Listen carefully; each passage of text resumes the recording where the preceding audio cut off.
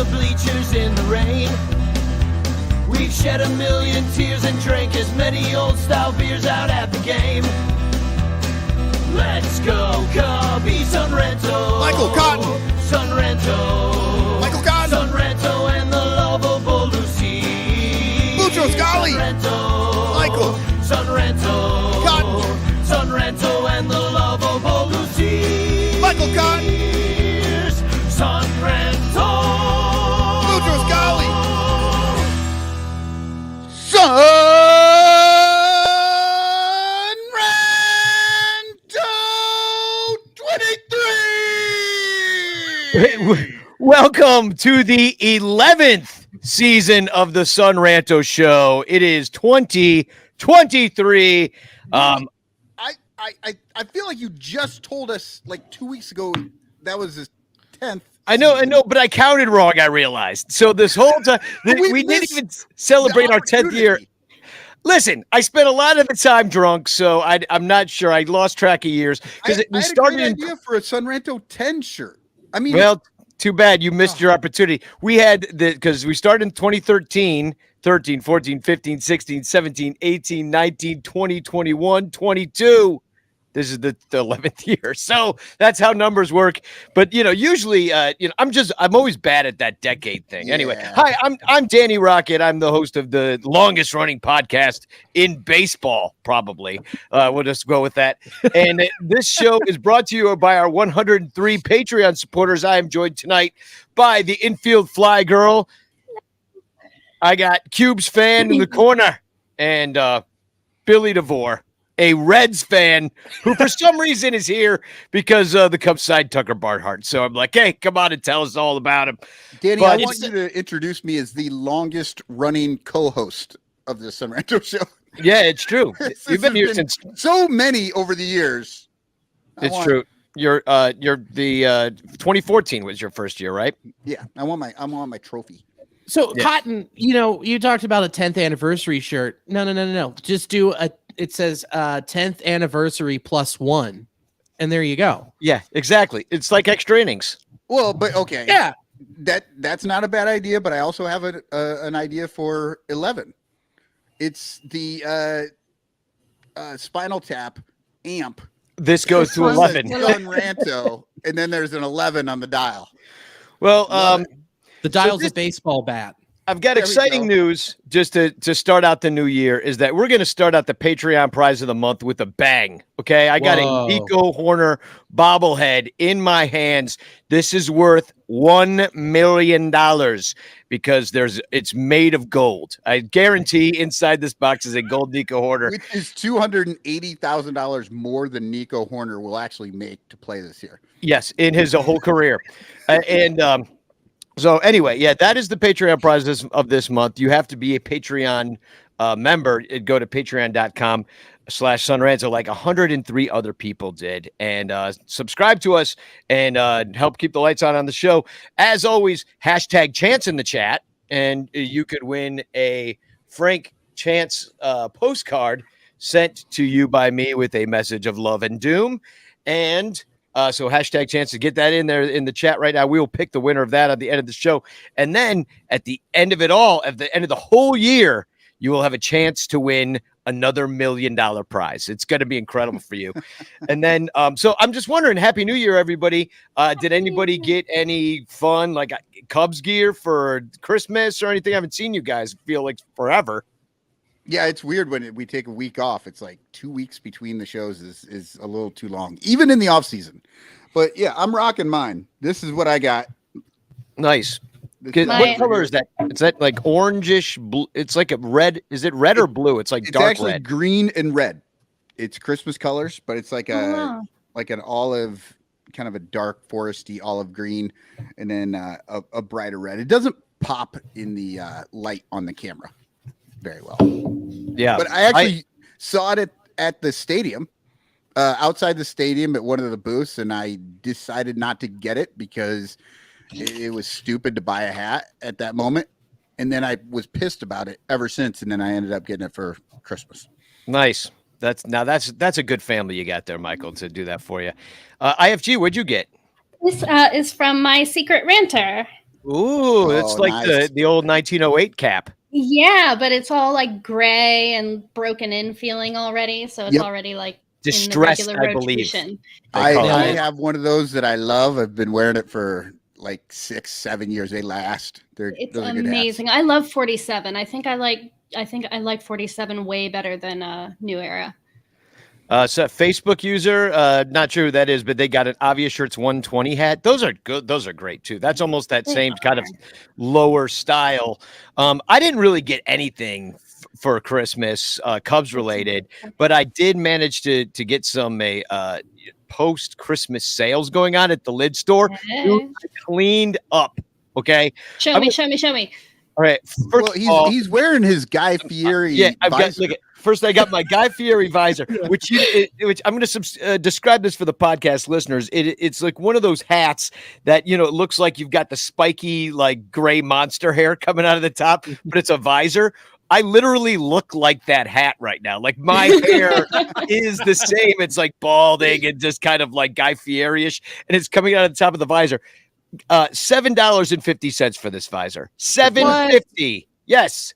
Brand new Which visor. makes that sticker that says $15 false advertisement. Exactly. Well, I like that $50 sticker because don't the kids keep it on just to show you how much they paid? And I'm like, I'm the opposite. I don't want to show you how rich I am. I want to show you how thrifty I was.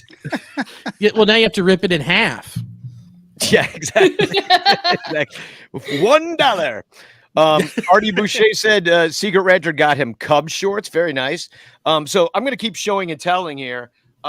This it's like a zip up hoodie. Oh, that's you dope. See, it says Cubs down the side. It's got a little Cubs logo, gray and blue. $20. And these are all things you bought for yourself. All for myself. So, but I bought it for myself because it was on suicide sale. It was like 40% off what was already marked down by 50. So like basically down to like, a fraction of what it once was. You saw this at the beginning of the show, this water bottle, which by the way, it's like a little Cubs. What do they call this? This kind of doll. It's like a style.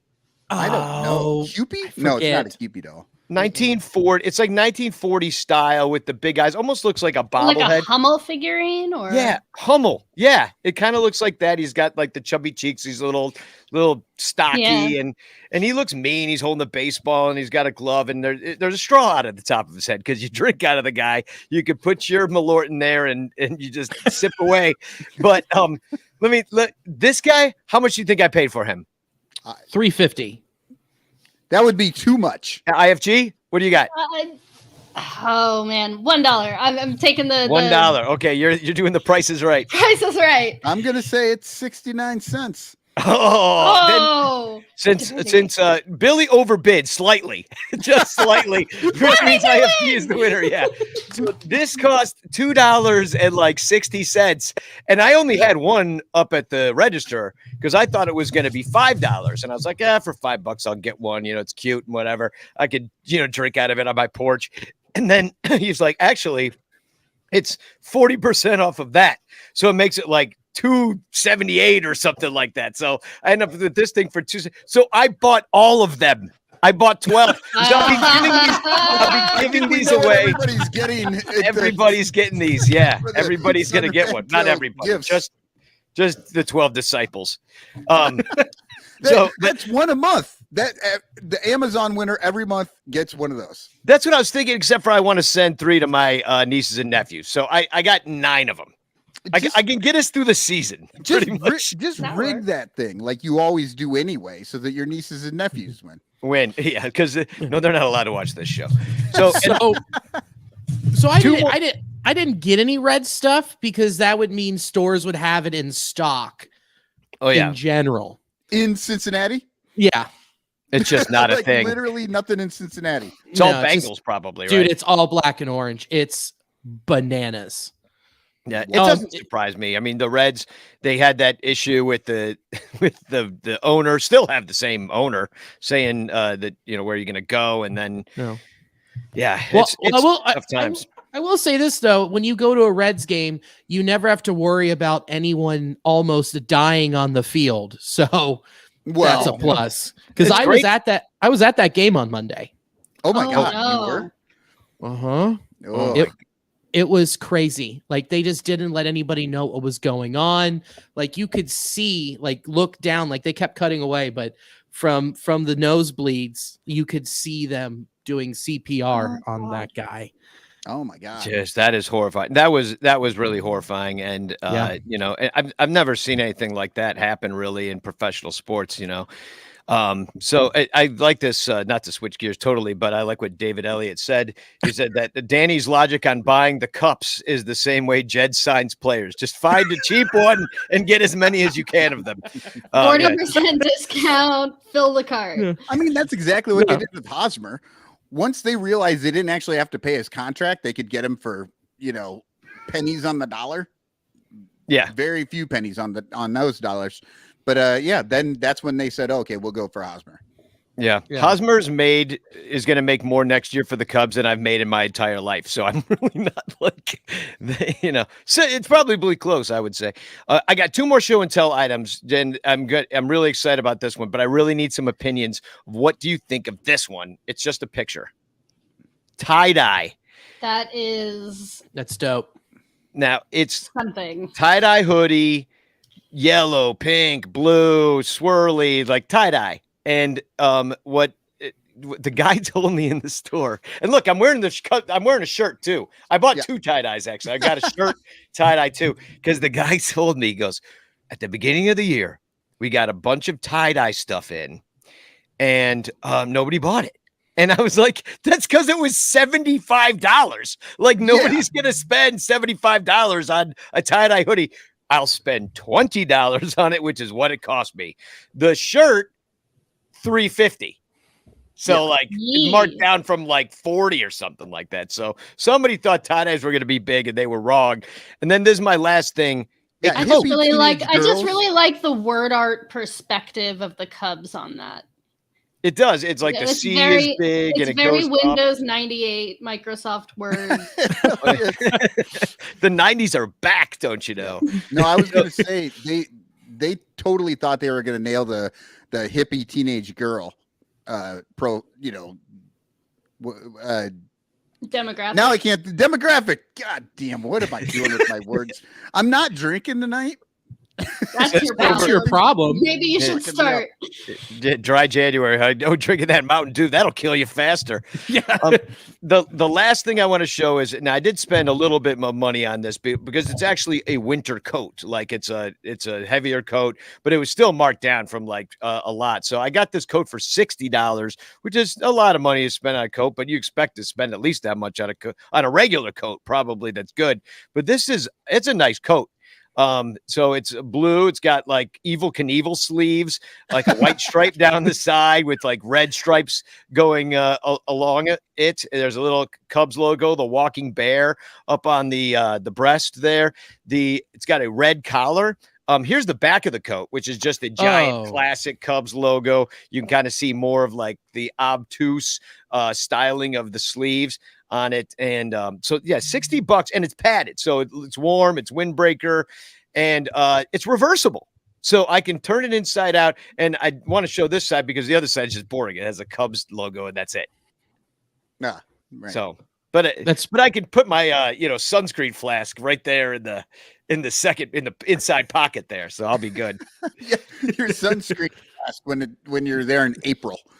Yeah. Hey, you never know when the sun's going to poke out and give you a burn. I mean, I haven't seen the sun since November. So, anyway, I think I did pretty well. Yeah, Artie says it's fashion catwalk tonight. We should have one of those nights where we just like put on pumping music and just like show off all our stuff and have like somebody changing us in the back so we can get changed real quick and come out. I like it. So anyway, Danny just wants somebody to put his clothes on and off for him. Exactly. It's kind of my thing. Infantilism. It's taking a dark turn. Anyway, that's what I got for Christmas, and I only got it for myself. So we got to talk about the Cubs a little bit. I did promise everybody that we would. It's almost like it's what this show is about. Well, I mean, it's an awkward conversation when you start getting into the Cubs, because I had this thought today that I wrote down, and it's like, This offseason is like, seeing a mirage, like way off in the distance, and you're walking through the desert, and or the oasis. It's the oasis you see in the distance, and you're walking and you're walking and you're walking, and no matter how much you walk, you just never seem to get to this oasis because it is a mirage. So that's kind of where I'm at with where we are, because it's like the joke said about the too many cups. It's, just at discount prices. That's Eric Hosmer. I don't know. First thoughts, IFG. Move the needle.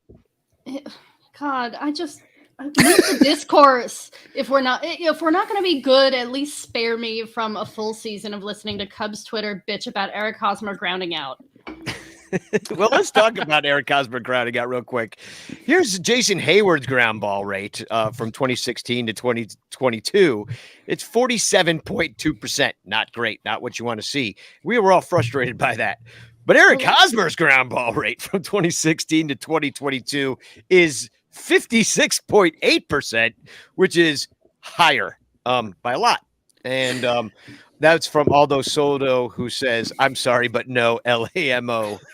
So, yeah, I'm sorry, Bernie Barron. No, it's not better than what we had. That's worse. That number being big is a bad thing. Well, I don't know. It's better than what we had in the sense that we didn't really have anybody at first. Now we have somebody. I just don't know if it's. I mean, you're forgetting one giant thing here with that ground ball rate. He's a left-handed batter. And what is gone? Yeah, I know the shift. Come on. Yeah. Oh yeah. Now he's gonna bat 400. Now he's Ted Williams all of a sudden. Like, or did they just figure out where to get him? He can return to form and bat around 290. Yeah, no. He could stand in Mash Mervis's way because you know how much this club loves to tout out a good clubhouse guy onto the field over and over and over again, despite how many young, promising people we have standing behind him.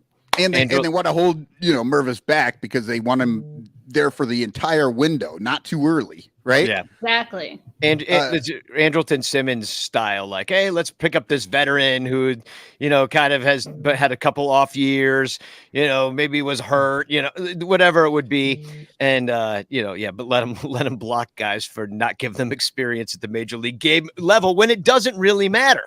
That's the frustrating thing. Is like, just throw his ass out there. But we saw what happens when that happens. Like with Almora, they're like, they'd only play him every day and not platoon him. And then they did that. And it was just like, oh, Madden was right. He shouldn't play that. So here, let me give you a couple of stats here real quick. The Cubs out of the first base position last year slashed a 223, 288, 339 for a 627 OPS with a 69 OPS plus. Nice.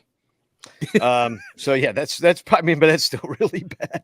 And that's mostly Higgins, Rivas, and Schwindel, who are all DFA'd. We'll talk about Higgins in a little bit. But I liked what Sahadev Sharma said about the ad, because it is an upgrade.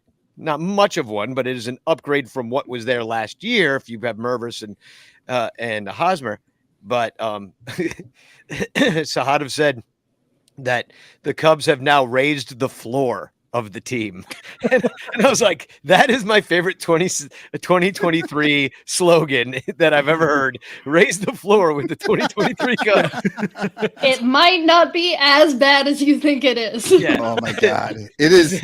It's not going to be that bad. No, they're not even saying that. They're not even saying it's not going to be that bad. They're just saying it might be slightly less catastrophic than we're making it out to be.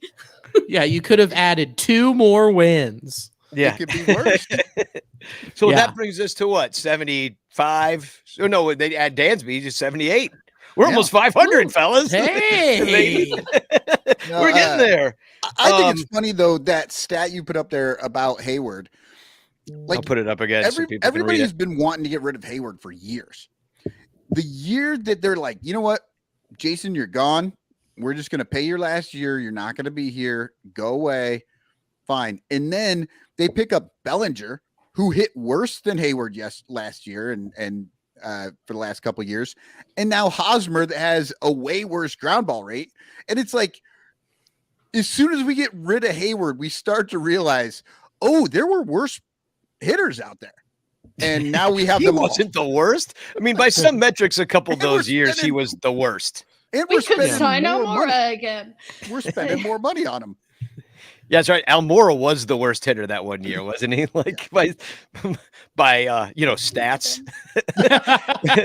But here's the I'm going to put up just Hosmer's stats real quick. I mean, he's been around for a while. 2011 came up when he was 21 with the Royals. He won the World Series. He was an all-star. He won Gold Gloves despite by many a metric, and definitely this photograph that I'm showing right now that he's not the best first baseman in the world. For the podcast listeners, there's George tweeted out, "Good luck with this, Dansby," and like Hosmer's basically just on the wrong side of the base, playing first base when he's trying to field the ball from across the way. I'm sure something weird happened on this play, and that it's not.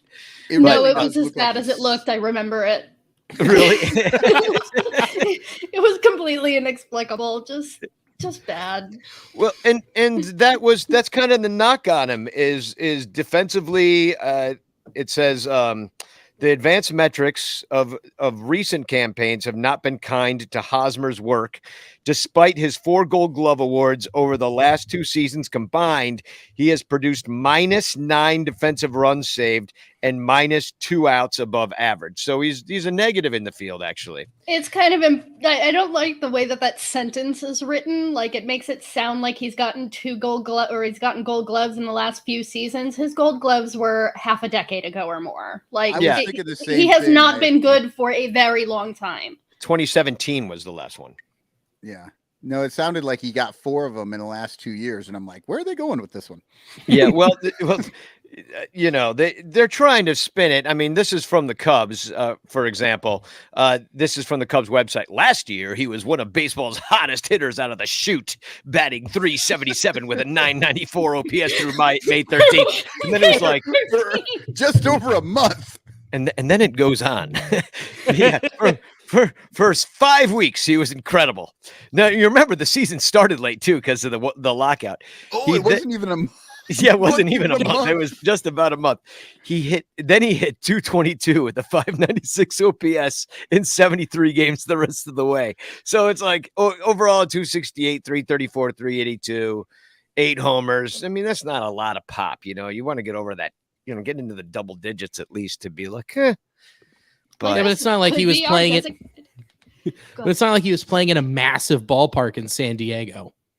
Oh wait, he was. he was, yeah. But then he was over in Boston, which maybe that's Well, he better. played for he also got roadblocked by a young feller out there. And what's his face? Nicky for the Red Sox. I forget. I'm having a brain fart, but they brought up a young guy as well, and they were like, "Yeah, we'll just let the Padres keep eating this money." So Yeah, he's just, and that's the idea. But the only thing about this guy, it's we've heard of him. It's Yeah. like, that's kind of that excites a lot of Cub fans. Alfie Campos says, most importantly, does he improve the infield as one of the best looking set of guys in the MLB?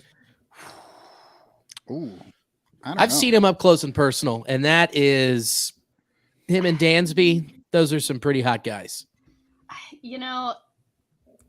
I don't much care for Eric Hosmer, the person, but from a purely objective standpoint, he's rather pretty. Okay. He is. I just brought up his pictures. He is a good looking guy. And he's married to a Fox A Fox News anchor. No, it's at least Oh, sports. Like she does something. sports. Okay. At least it's not like she's on Tucker Carlson like spewing anti-vax hate or something. I mean, at least not on her job. Like maybe she does that at home on Twitter, because Eric Hosmer apparently does, because his Twitter is shut down. I'm putting up a picture of his account suspended. That's still on his Baseball Reference page, the link to his Twitter that's suspended. So maybe they That want has to update have that. happened recently. It was only a little while ago that he went around blocking most of Padres' Twitter. But I thought Elon is letting everybody say everything now. That's what I thought. He was retweeting Kanye lyrics, so Well, and then Kanye, Hosmer. Hosmer it is, I guess, friends with Strowman, because Strowman kind of came to his rescue when it got on Twitter, because everybody's always going to jump all over everything, and sometimes rightfully so, but everybody jumped all over Hosmer's maybe difficult past with maybe a run-in he had with Eno Saris that I want you to talk about, Michael, because you had brought it to my attention. But Marcus Strowman went out with his tinfoil hat on and said he's an unbelievable human being. Articles written by biased media members incorporating their own perspective should never been seen as credible. It's how the industry operates and feeds their gullible fan base. No facts, just opinions from these lame media members. So apparently we're all gullible. So that's fun. Yeah. And, well, Danny, I think IFG brought this up to you. Oh, Yeah, okay. yeah. Oh, IFG. Okay. She put it in there. You put it in the notes. Okay. Yeah, I'm the green notes. So what happened here? Seriously, this was almost a decade ago, maybe more, like back 2013 or 2014, something like that. Where he was just like writing an article about ground balls for, I think he was working for Fangraphs at the time, and ended up in like a position to interview Billy Butler, and in the middle of the interview, Hosmer's like roasting him from the other table, and like there's an article out there. I'll repost it. I screenshotted one of your quotes on it, and it's kind of messed up. This is Hosmer talking while he was playing with the Royals, and he says, "Yeah, go ahead. I'll let you read it." Are you on to? Okay. Said, I didn't know who exactly was talking. This is Eno, but the tone of the stream and the intent was clear. This is Hosmer. We get paid to put barrels on balls, man. What the fuck is this guy talking about? Walk rates, ground ball rates. It sounds like he should be on our show. We got to get him on Sun Ranto. You're going to love this dude. Yeah, barrels, dude, barrels. What's up with his hair? If you've never seen Saris's hair, it's like quite curly and big. And then he goes, must be because he's Greek. Yeah, or blind. I feel like that had to have been him saying he must be a geek. No. It's Greek. It's a callback to earlier in the article. Talks about mistaking Hosmer for Mike Moustakis, and so when he runs into him again, he says, "Oh, actually, I'm Greek too." And it was like a weird part of it. I was like, what does him being Greek have to do with? It's all Greek to me. How do you mix those two up? Because it was 2013, and he didn't know who Hosmer was at the time. Yeah, so that's like his second year. Yeah, he had to like Google a picture of him. I don't know. It's a whole thing. Read the article. So I'm just envisioning. I'm envisioning 40 pounds overweight Mike Moustakis at this point. Bloated 4-year, $64 million contract, Mike Moustakis. Yeah. So then, you saw a lot of that, Mike Moustakis. Not really. He was hurt. But when you get to that size, and it makes it harder to run. But so anyway, Hosmer goes on. These are some stupid questions, man. I never heard anything like this. Dude needs to shut up, bothering us about ground ball rates, man. Barrels, dude, barrels, nutsacks, more like. What? Yeah, exactly. So he really does sound like he'd be fun on the show. I mean, but yeah, but that's an asshole. I hate when dudes are just like big timing, and you think you're all, just this big dude now that you're on this baseball team, and everybody's supposed to love you and kiss your ass. It's just like, no, man. It's like you're a guy with a job. It's a cool job, but you're a guy with a job. Yeah, I mean, and so I don't know if that's what was. I mean, I hate that shit. Anyway, that's all. But so he's got some controversy around him. We'll see if him and Stroh end up storming the Capitol or something, trying to reinstate Trump or something like that. Gosh. God bless the sports writers. So I met Eric Hosmer once. This is my Eric Hosmer story. I'm so excited. So when he was 17, probably 18 at the time, Cincinnati has this select baseball team called the Midland, what was then called and probably still is, we're in Ohio, Indians. And they pool players from across the country. And my buddy Ryan, who I played high school ball with, was friends with Eric. He came in and played for the summer.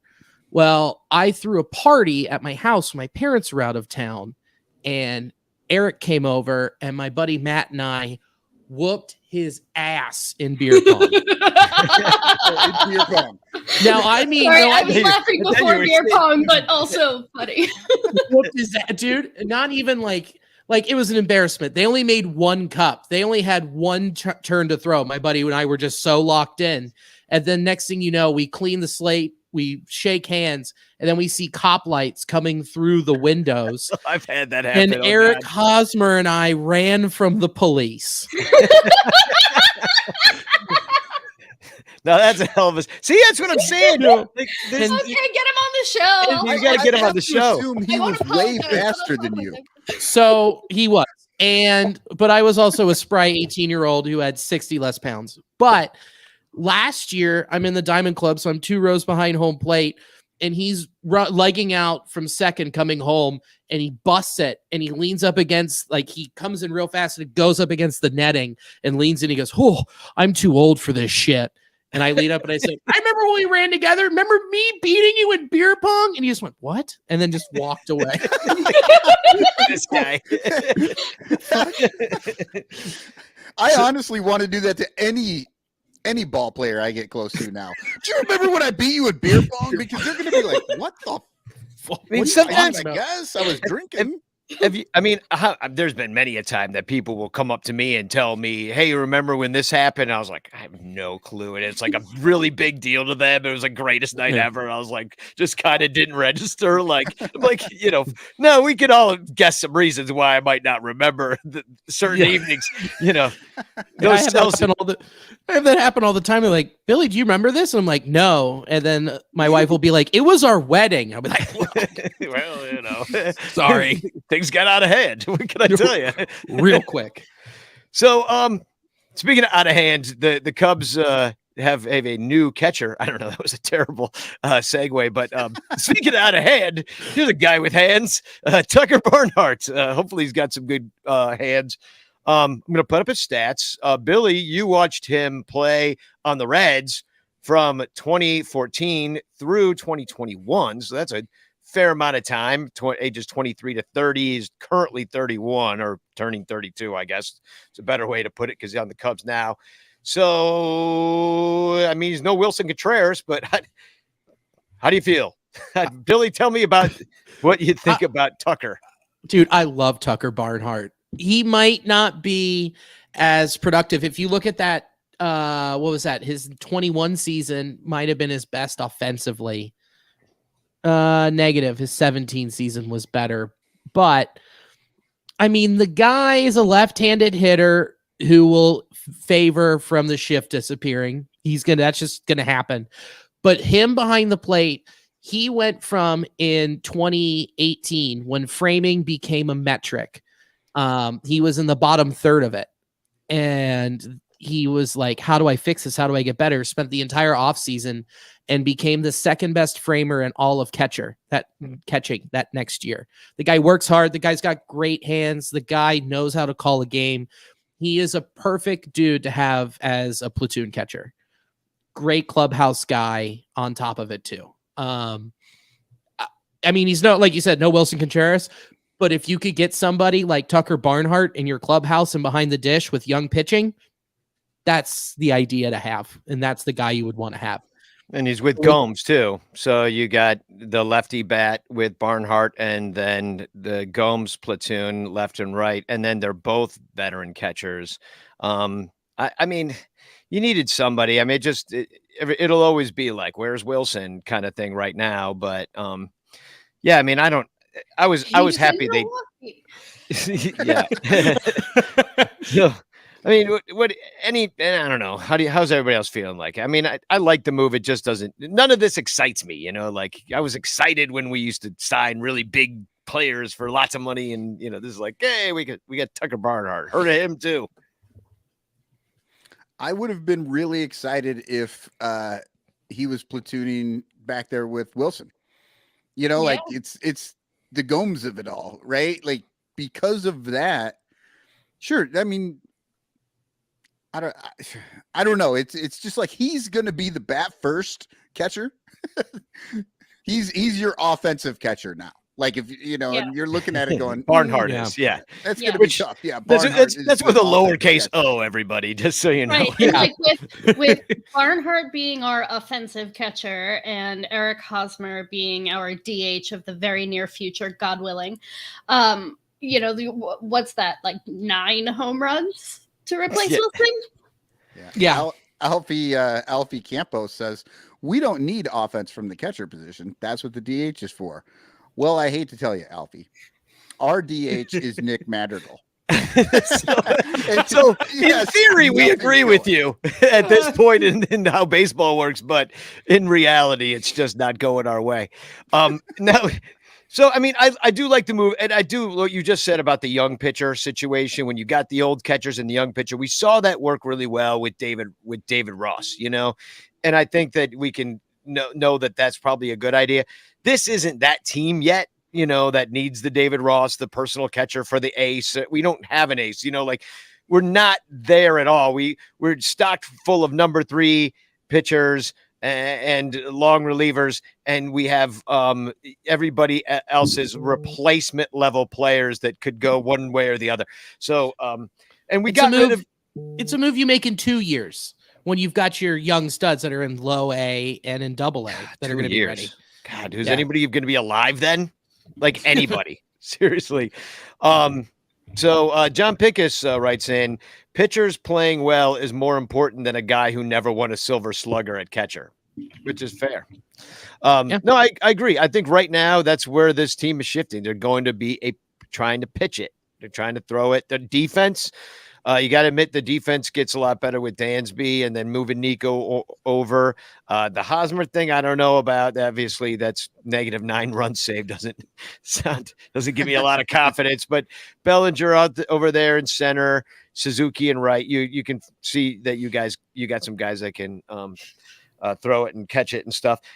Now, let me see. Oh no, yeah. What does this mean? What does this mean for Mervis? Well, okay, but going back to what Pincus said, he's right. Pitchers playing well is more important. But the reason it's so important on this team is because we don't really have an ace. We don't have like great pitching. They have middle of the road number 3s all up and down that line, and they're trying to push them up. They're trying to take mediocre and make it above average by adding what they hope is the catchers that can make them above average instead of just going out and actually getting better pitching. Yeah. Make straw into gold, my friends. I just Spin it. Spin the straw. Look, Oh. gold. It's the whole instead of the sum of its parts, guys. This Yeah, is how you it's a build a ball team. club. I agree. It's a whole. Actually, what were you just gonna say? Oh, nothing. I just hate being right about things. Like they expanded the playoffs, and it immediately, I said it on this show. Immediately, ownership went, "How little can we do and still get in?" Yep. Yeah. Let's raise the floor. Let's raise the floor. Right. Wait, Well, because the league is so top heavy. So it's like, well, if we're gonna get in at like 7 or 8, we'll do the bare minimum. It's called failing upwards. It's great. yeah. And Oh, it's then we bleak. get to say forever that we made the playoffs so many years in a row out of 15 or whatever. Exactly. Yeah. And they're going to always point to that damn Phillies team, too, that made it to the World Oh my Series. God. They've got at least Oh, like they 5-10 will. years of telling us about that. Except being- for the fact that the Phillies spent they were like the 4th highest payroll Yeah. in the league. They won't Yeah. say that, though. They'll say they were 8th, and they made it all the way. It's what they Well, won't they went tell out- us about the money. Yeah, they went out and signed your guys' old closer. Yeah, they got They signed Kimbrel. half of our old team. I mean, Yeah. they got Nikki, they got Kyle, they got Well, I think I uploaded this. Michael, you pointed this out on the Patreon Discord. Actually, this is like a cross post here because this was from Reddit. I wrote this. Oh, you wrote this? Okay. I Okay. wrote this, Danny. I didn't take anybody else's work. This is all me. That's why it's probably pretty. It's just what could have been. You have Schwarber, Happ, Suzuki, Rizzo, Horner, Javi, Wisdom, Wilson, Darvish, Hendricks, Stroman, Steele, and Keegan on one team that costs $154 million. I mean, you're still paying Hayward though, But, well, no, that's not the entire cost for the team. That's not the entire 40-man roster or whatever. That's what these guys it's cost. Who you would put on it's your starting 8 and then your pitchers. Yeah. Okay. And then you have Happ at $6 million though, but he'd be higher than that. No, that's what he's making this year. No. He's going to make more. He'll make around 6.85. I look. Yeah, but that was last year.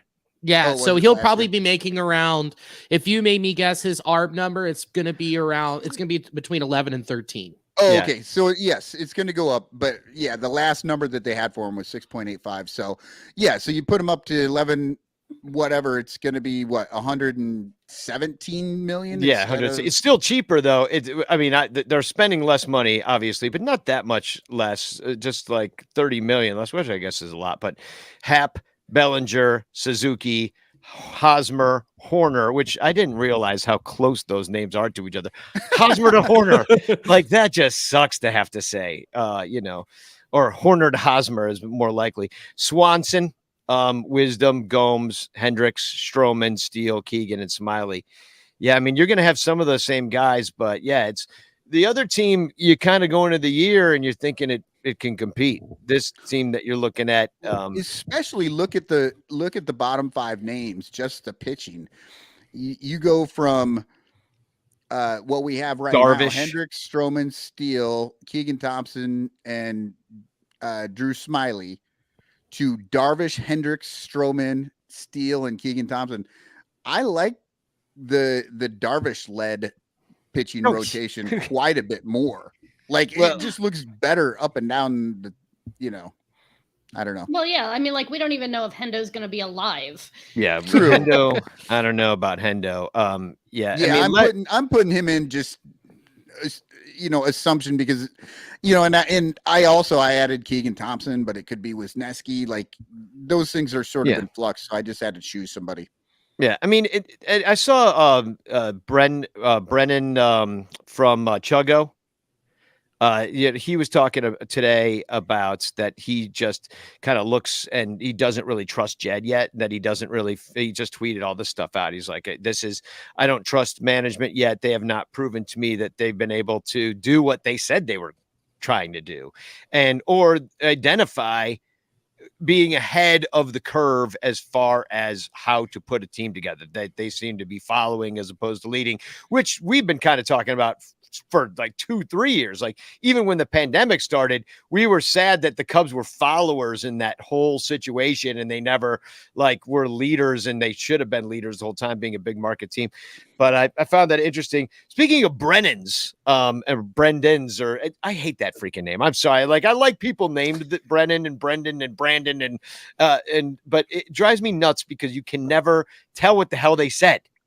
Brennan, is it spelled with an A-N, an E-N? What am I doing here? Brandon, is it, just it's the most nebulous fucking name in the goddamn world. Yeah. And I'm just like, you just should go by your middle name. You might be a nice person, but I got a problem with your parents. It's really not you. It's your folks. I listened to Cubs Talk today, and the new host actually, as far as I can tell, he said Brendan every single time. So it's tough for everyone. It's tough out there in the Chicago sports news landscape with Brennan Davis coming up. Well, it's Brennan. It's Brennan Davis, not with it without a D. It's Brennan. Yeah, Brennan. But it sounded like you were saying Brendan. I felt like I could hear the hard D, but who knows? He probably was saying Brennan. I just couldn't hear it right. I had to look it up 53 times when we talk about it. I was like, what's his name? Damn it. Is it Brennan or Brendan? So anyway, is it an E or an A? Clint Nathan says, I once got downvoted to hell for misspelling Brennan Davis's name. I spelled it with an A. Oh, God. Exactly. And you won't make that mistake again. You've been banished. Yeah. That's what I'm saying. Everybody's got to settle the fuck down. I mean, remember it was. I mean, game on back when Madden was here. People killing everybody for misspelling that name. Oh yeah, because of John Madden, they'd spell it like John Madden. Yeah. So anyway, the news about Brennan Davis is good, and that he's cleared to play. So he will be likely at spring training playing baseball games and getting his work in, and maybe he even makes the freaking team. I don't know. I don't know what much have we room heard there is. anything about have we heard anything about Canny? No, just that he died. Well, I know. yeah, No, I saw it happen. Like it was he's pretty much dead, but like I have seen things that says he is moving along much quicker than they expected. He's bouncing back better than they had expected. I don't know that means anything prior to like June though. I mean, I wouldn't count him in at all until at least the All-Star break. Yeah. But yeah, you'd love to see him back because that makes a difference with what you're going to do with Hap and that's something I want to talk about later in the show because I want to go through a little bit of the schedule, just like pretty much the first half, because I want to talk about it in terms of the trade deadline and what you think our record will be, and I want to hear what everybody thinks. I kind of went through and made a couple notes about like who we're playing and like what things might look like at the trade deadline and how our hand might be forced because. Let's face it, Billy knows this, that Central is damn mediocre. The only team that looks like they really got something going on is the Cardinals. And that's, of course, terrible news to Cub fans' ears. And pretty much the rest of the Central hates the Cardinals. Yeah.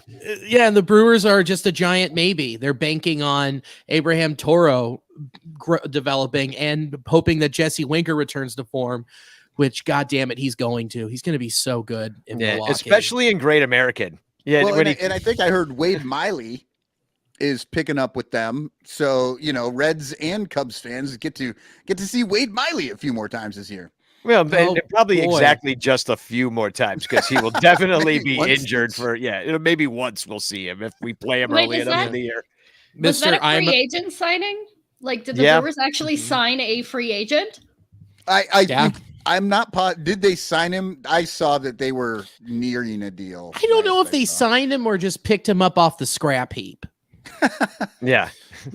Wade, I'm afraid of needles, Miley. He called them. He's like, hey, can I just come hang out with you guys for a little while? Yeah, does anybody want to play 18 real quick? Let's have a little chat, a couple beers on the course, talk about it. So, hashtag Chance in the chat, just in case you forgot, we are giving away a Frank Chance postcard sent to you by me and your chance to win a much better prize at the end of the year. You will be the first contestant in that contest if you win tonight. This is a quick commercial for Patreon. Patreon subscribers, by the way, will be able to join us after the show for a post-show party, otherwise known as a discussion, and we'll be hanging out over on our Discord channel. I've shared that if you're a Patreon member, you do have the Discord rights. But either way, I'm going to play a quick commercial, and we will be right back. All over Chicagoland, there are thirsty, frazzled, overworked Cubs podcasters who are struggling to survive one more baseball season in the dog-eat-dog world of unpaid content creation. But it doesn't have to be this way. You can make a difference. Become a super ranter at patreon.com/sunranto, where your support ensures that poor, sad, pathetic, ugly, loser Cubs podcasters can pay for tickets and beer, and in turn line the pockets of the baseball oligarch Ricketts family. Just $1 a month can buy a scorecard. $5 a month can pay for guitar strings to write a Cubs song. And $10 a month almost buys one beer at Wrigley Field. Cubs content creators are the lowest pieces of pond scum garbage that slither over the face of this planet. But super ranters help them get drunk and screw off at baseball games. What do you get out of it? The Sun Ranto Show delivered to your podcatcher without stupid advertisements like the one you're seeing and hearing right now.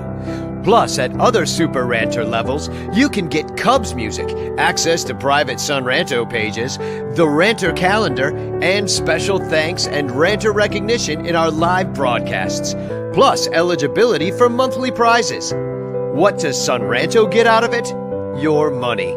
For tickets and beer. Go to patreon.com/sunranto. That's patreon.com/sunranto. And become a super ranter today.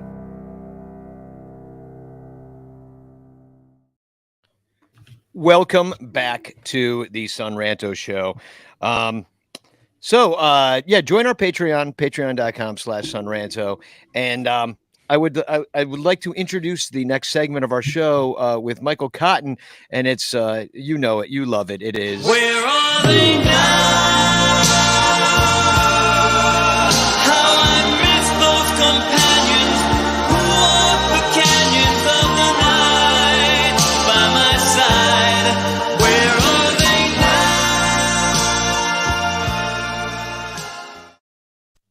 Let's find out where some of our beloved Cubs of yesteryear have found themselves today. We get dinged every time on YouTube whenever this segment comes up. Gotta love it.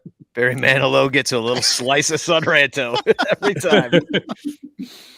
All right. So we had a request for a little Where Are They Now, but we decided not to do anybody you've heard of recently.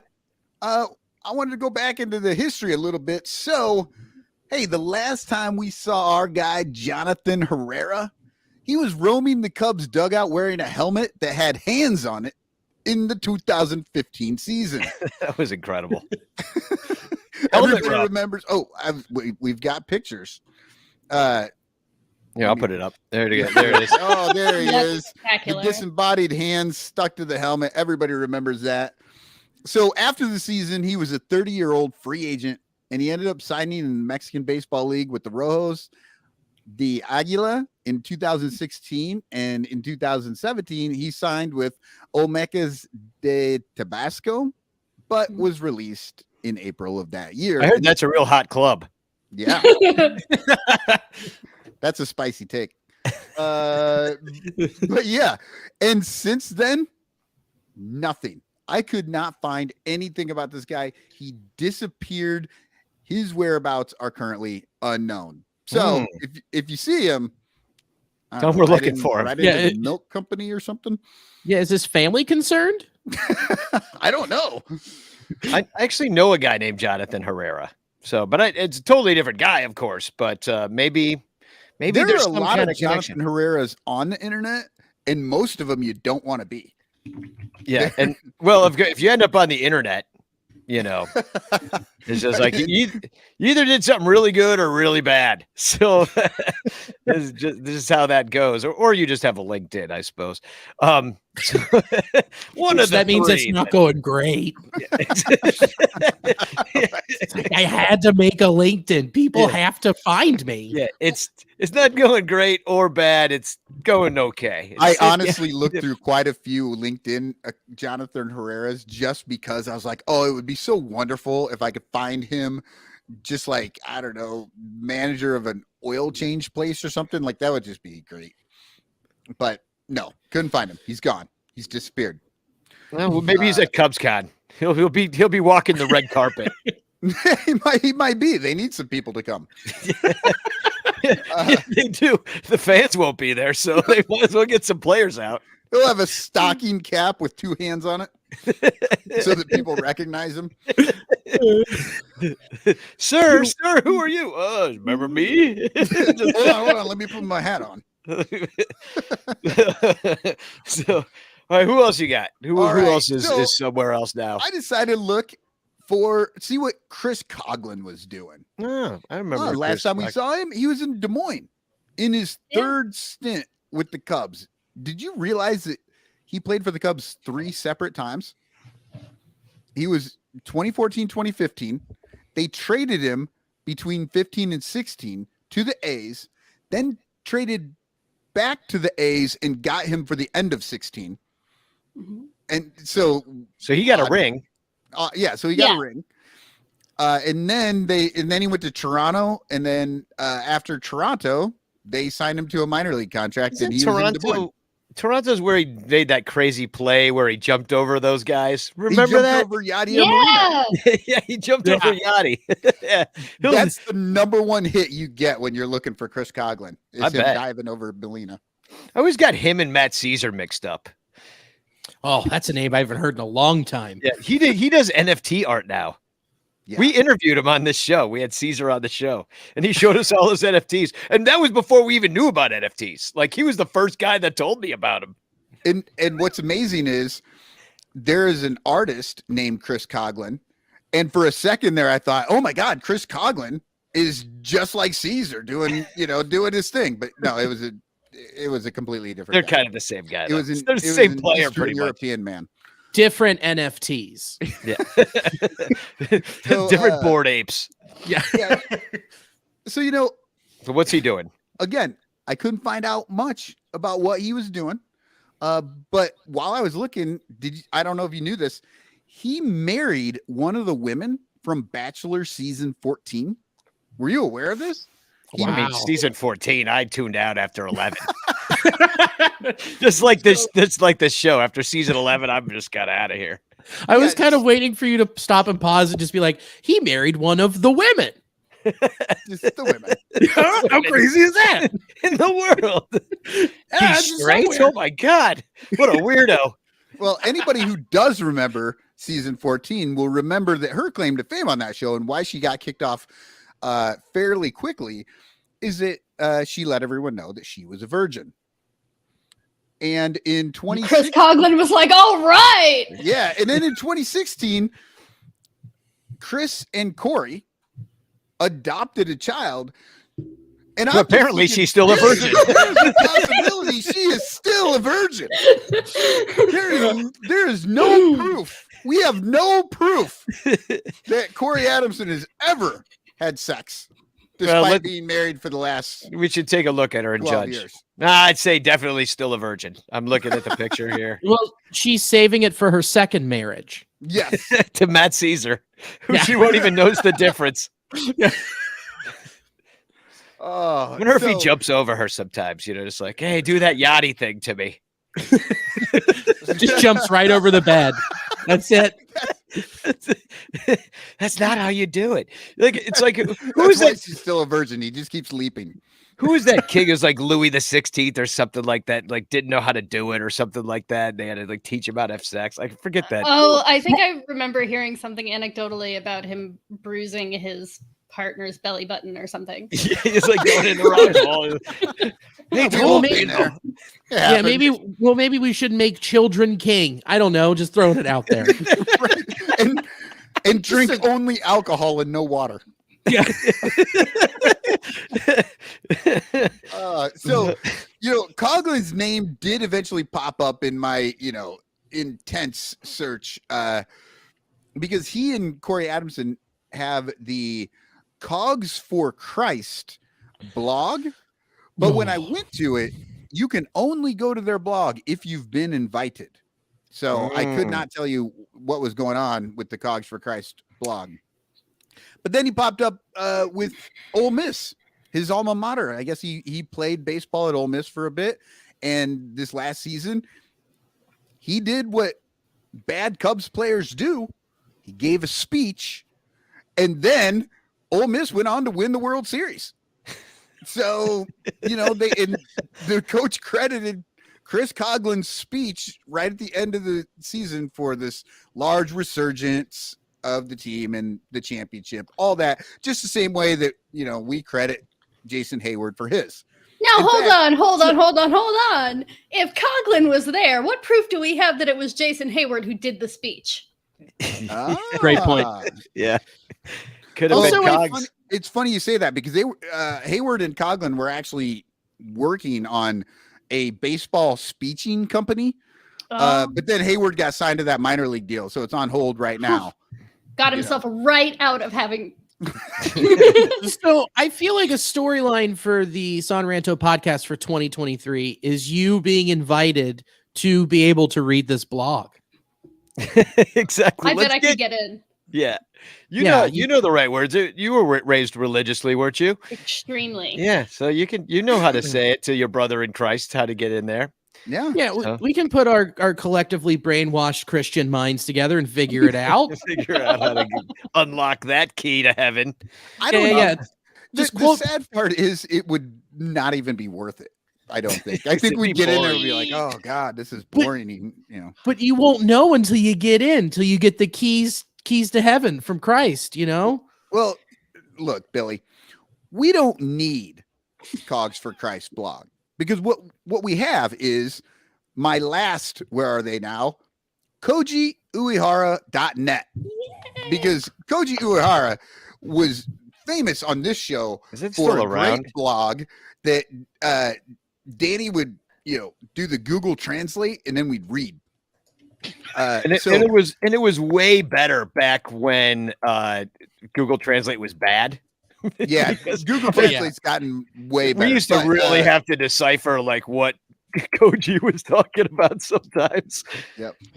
Well, after the Cubs 2017, he went back to Japan. He played for the Yomiuri Giants for a year and a half before hanging it up. And he only pitched 43 innings in 2017, but we'll always remember him. And he's still doing the blog. I looked on January 2nd, he posted, "Happy New Year.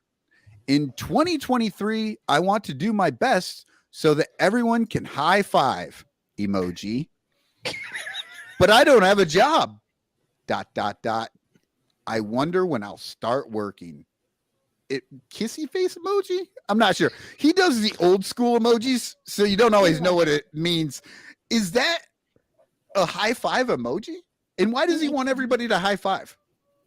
You don't have a screenshot of the blog, do you? No, because he is actually out on YouTube. If you want to go and watch videos, I did get a screenshot of Koji on January 3rd in front of Yankee Stadium. He posted this video on January 3rd. God, I thought you were going to say January 6th in front of the Capitol. It's like, oh no, that looked like a big white building. I'm like, no, what's he doing in January? Oh no, Koji. Yeah. Babe, we got to catch a flight. We've got things to do. It is funny, though, that he's in New York and just wandering around doing his thing, taking pictures in front of Yankee Stadium. Yeah, he's probably trying to get a job. Apparently. I don't think he needs a job. I think that's the joke, is that his blog and this video, the YouTube, I think he's doing great. Cool. And I guess he's living in Japan, and that's good. Well, I loved doing Koji Says. That was one of the best bits we ever had on this show. He's doing good. His whole goal for 2023 is just to get people to high five. Exactly. me and Johnny Onomatopoeia used to do that all around Vegas. We would do the high five game, and we would just go through downtown Vegas, just high fiving everybody we could find. And it really does bring people joy. It really does. Yeah. So I'm with Koji on this. So that's it. That's all we have. We had 3 of them. Where are they now? 2015, 2016, 2017 Cubs that you may have forgotten about. Where are they now?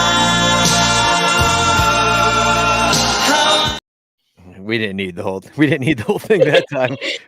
Maybe we've got a fighting chance to not get a copyright strike. So just a couple of little pieces of news, and they really are quite little, so I won't spend too much time on them. But Eric Wellman, he got traded to the Phillies. He was in the bullpen last year. Here's his numbers. I'll put them up there. There's not a lot of numbers here. 25 games, 27 innings. He had a 467 earned run average, which isn't great. It really got sunk with a pretty bad kind of stretch there when he was in Toronto when the Cubs went there last year. Yeah, I mean, we don't know if it's a huge loss or not. Probably not. It's a huge loss, though, for the Bleacher Bum Band, because he came and saw us, and he really enjoyed it. And I talked to him a little bit. Now, the one freaking fan we had that was on the team, he is now playing for the Phillies with our friend Kyle Schwarber. And who did we get for Wellman in this trade? Cash considerations. Nice. Oh, yeah. So he's coming to the team. We brought Brad Wick back on a minor league deal. If you remember, he's that big guy, had a heart problem. Yeah. So apparently he's doing okay enough to at least be in the minors. So that's really good. Smiley was official. He's in the rotation, so we kind of already knew that. Other moves of interest. Rafael Ortega is a Yankees minor league deal. So, I saw a lot of Ortega hate out there. And I was like, fans are so mean. He was fine for who he is, and I had a blast watching him while he was on the team. well, he came up and did pretty well in 2021 when we first got a look at him with the Cubs anyway, because he's a journeyman. But when he was 21, he played with Colorado. Then when he was 25, he made it back up to the Angels. Then he missed a year, 27, 28. He's with Miami and Atlanta. And then the last 2 years with Chicago. I mean, this is like, if he goes into the Hall of Fame, he's definitely going in as a Cub because he played with us longer than anybody at all. He's got 221 games. He's lifelong Cub, Rafael Ortega at this point. 18 home runs as a Cub. But when he came up, he slashed 291, 360, 463 for a 121 OPS plus, and he had a 95 OPS plus last year, which is a lot more than I can say for some of the dudes we've been bringing in here. Oh, yeah. That's my point. Like, by comparison, let's look at Eric Hosmer's number. His OPS plus last year was 77 with the Red Sox, and, well, actually, it was 108 overall. So you'll take that. Actually, it's better than Ortega. But I can see why the Padres didn't want it anymore. But for the money, but actually at this point, it's like just go with it, Padres. But then they got Juan Soto, and amongst other players. Hey, so Artie chiming in with the "Where are they now?" real quick. It's Chris Bryant's birthday today. So he's somewhere drinking milk. He's having a Lion King birthday party somewhere, and he's at Casa Bonita drinking some caffeine-free Pepsi. Watching the cliff divers going through the cave. He's having a good time. Hey, Casa Bonita doesn't open till May, so give it some time. Hey, it's his birthday though. He's a superstar. They'll open for him. So, Ortega and IFG, you've got some notes here, and he played and he went back to back with PJ when you were at the game. When I was at Wrigley, it was a lot of fun. PJ hit his first home run, and then Rafi was like right back to back. It was really cool. Yeah, and he had that 1-3 home run game, which was a lot of fun. Oh, that's right. Remember that? I did. And he had some moments. And he stole home twice, once in 2021 and once in 2022. Yeah, I mean, for a guy, he's 30, he'll be 32 this year. So, obviously nobody's really that terribly sad that he's off the team from a player standpoint, but he seemed to be a pretty decent, like, kind of role-playing dude that, he's not an everyday player. And, for somebody who's the Yankees will be his 8th organization. For somebody who's had, a career bouncing around like that, he gave us a couple of pretty good years for the player that he is. And I wish him the best in wherever the hell it is the Yankees are going to put him. Yeah. Where do they, where's the Yankees farm system? I used to know this. Columbus? No, that's their single A. Well, that's one of them, but no, it's S. It starts with S. I want to say Sacramento, but that's not it. It's like Scranton. Sarasota? Oh, Scranton. I think it's Scranton. So and then so we'll miss you, Rafael Ortega. And then we picked up Ben DeLuzio from the Cardinals, and he just was like a pickup waiver kind of situation, I think. But so the Cardinals let him go. He's 27 years old. He only got up to the major leagues last year for the first time, and with the Cardinals, it didn't go that good. He only had 3 hits in 25 plate appearances. So, no homers at all, but he's a defensive specialist. So I'm like, well, what are we doing with this guy? He's a minor league deal. I'm just saying you might see him if somebody gets injured. You'd be like, who's this guy? DeLuzio, is that what you said? DeLuzio. Yeah. That ups your factor. Yeah, Ben DeLuzio. No, I was like, DeLuzio. When I looked him up, I was like, damn it, Cub fans are gonna like this guy, and he's gonna stink so bad but he's gonna do like one thing, and everybody's be like at the troughs, be like, that DeLuzio guy's pretty good, and you're like, he's not. Stop saying he's good. He won the game one time, and then for the rest of it, he sucked ass. So quit talking about him being good. He's terrible. Get him off the team, and things are going bad if he's up here. So, But he might be one of those made-up players that the Cardinals just, they had so many made-up players in their True. cloning machine that maybe they just had to get rid of Deluzio. I don't know. So and I just wanted to make a mention of him. And then the big news really is today with Devers. And I want everybody to chime in on this. But Rafael Devers and the Red Sox final, although I don't believe it till the ink is dry. You know what I mean? At this point, where I don't even know what's going on with Correa.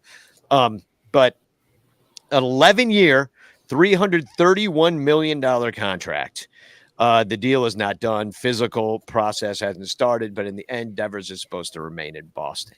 So you got to figure that Boston already knows what his medicals look like because he's already on their team. Right. They would have had to do that at least, maybe not as in-depth as they will for an 11-year contract, but they've got the preliminary report from the first time he came over. I mean, look, I'm at the end of my 11-year contract on this show, and I'm going strong. We haven't wasted a single dime on you, Danny.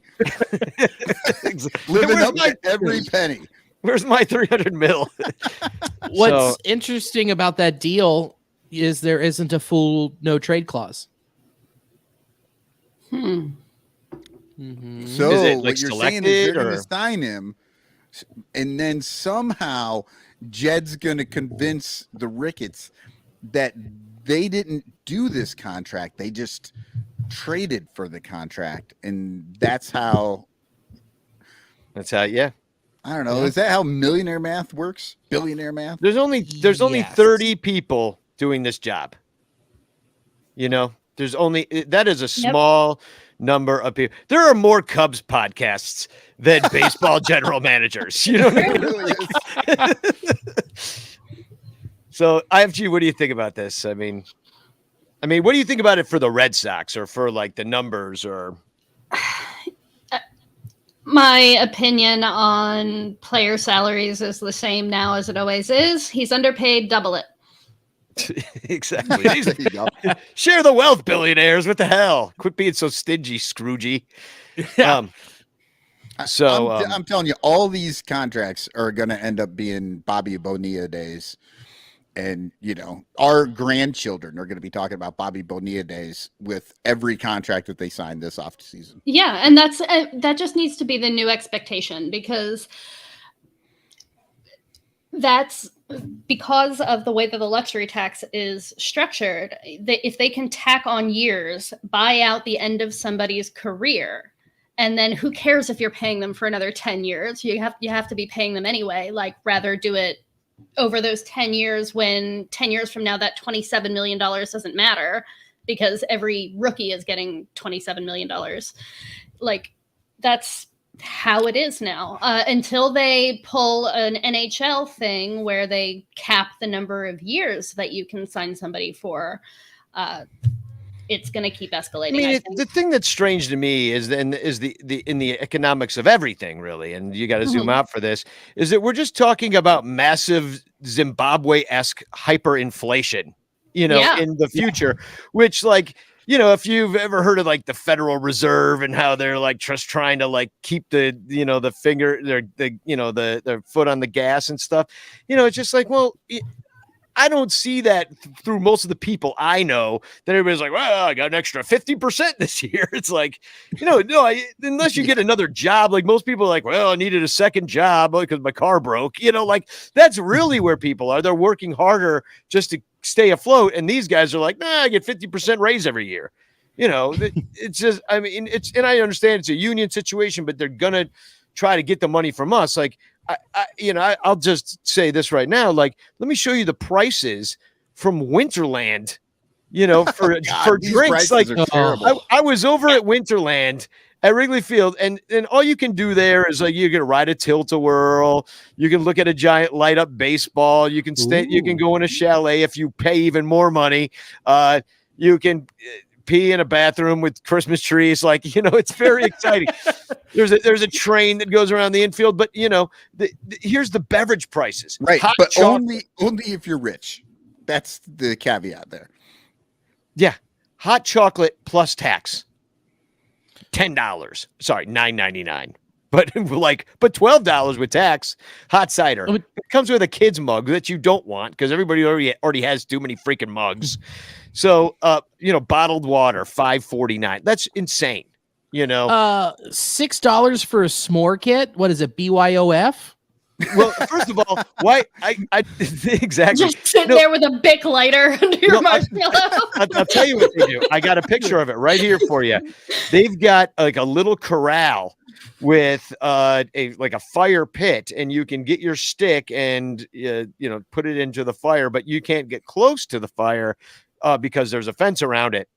You could just roast your marshmallow. Now, I don't see there's anything because you can set your marshmallow on fire and then just set the whole place up if you wanted to. I know, and just send that marshmallow napalm flying everywhere. I would just chuck it into the sweets.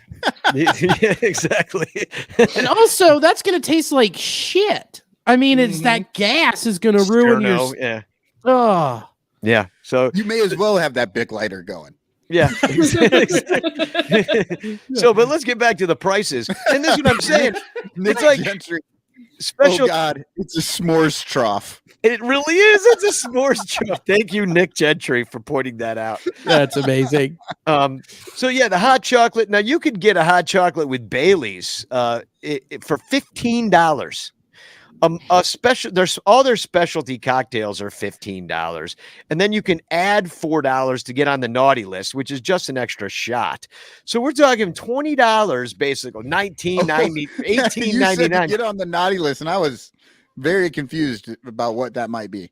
Yeah, well, it's a shot, and it's just like, well, so I mean, Winterland's almost over, but security is lax. Bring your own booze. Like, this is not like getting into a ball game. You don't even need the fake sunscreen. You don't.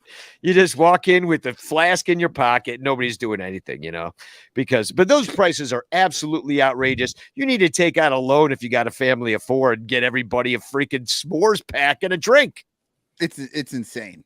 Yeah, you get two adults each get an alcoholic beverage, $40. You get everybody the s'mores pack, $25. So that now you're up to $65. Then you get the kids some $10 hot shots, $85.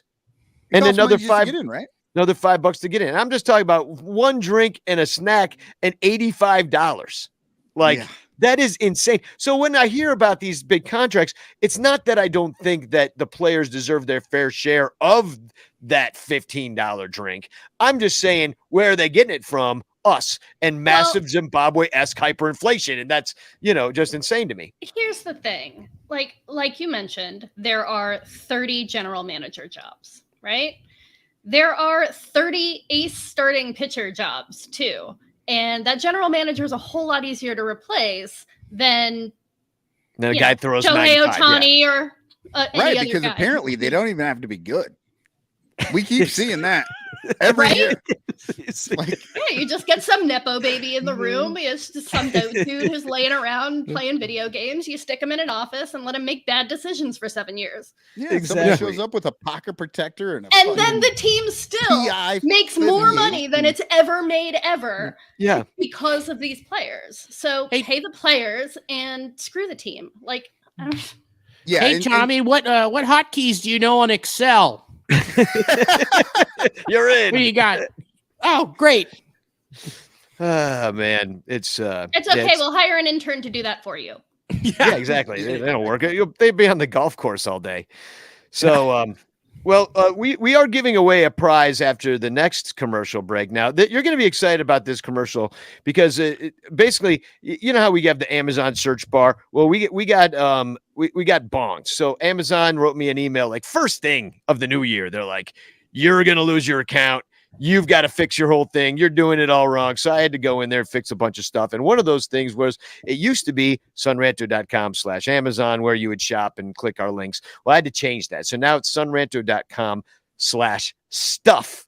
So our monthly contest will be Amazon stuff of the month. And we will pick one winner that will, hey, what the hell? Let's give away the little thermos man, the little cups thermos hands man. On that little thermos man? Hands? Yeah, on the helmet. Oh yeah. Well, I Turn it into I a don't know where I'm Herrera. going to get tiny hands for from anymore. But so I don't elaborate on where I could get those. But no, Do not search that on the internet. do not search where you could get tiny hands. But no, it's a brand new commercial for Sun Ranto stuff. I wrote the music. I made a fun little video for it to entertain you while I try to get you to use the search bar and let us go and pee and get a drink. We'll be right back, and we will pick the Amazon winner of the month, of Amazon stuff winner of the month when we come back. Stay tuned. We'll be right back. Hey, Cubs fans, at Amazon.com, do you buy lots of stuff? Why not support the Sun Ranto Show by shopping through sunranto.com/stuff? All you gotta do is fill your cart at Amazon with lots of stuff. Then before you check out with all of that wonderful stuff, head on over to sunranto.com/stuff and click any of our Amazon links before you buy your stuff. Check out like you normally would with all that beautiful stuff. And the Sun Ranto Show will get a small kickback because of the stuff you bought. And you'll be helping the Sun Ranto Show buy all the stuff we need to stay on the air talking about the Cubs and other stuff. Plus, you could win a monthly prize if some of your stuff is chosen for Amazon stuff of the month. And if you win, we'll send you more stuff. Sunranto.com/stuff. That address again is sunranto.com/stuff.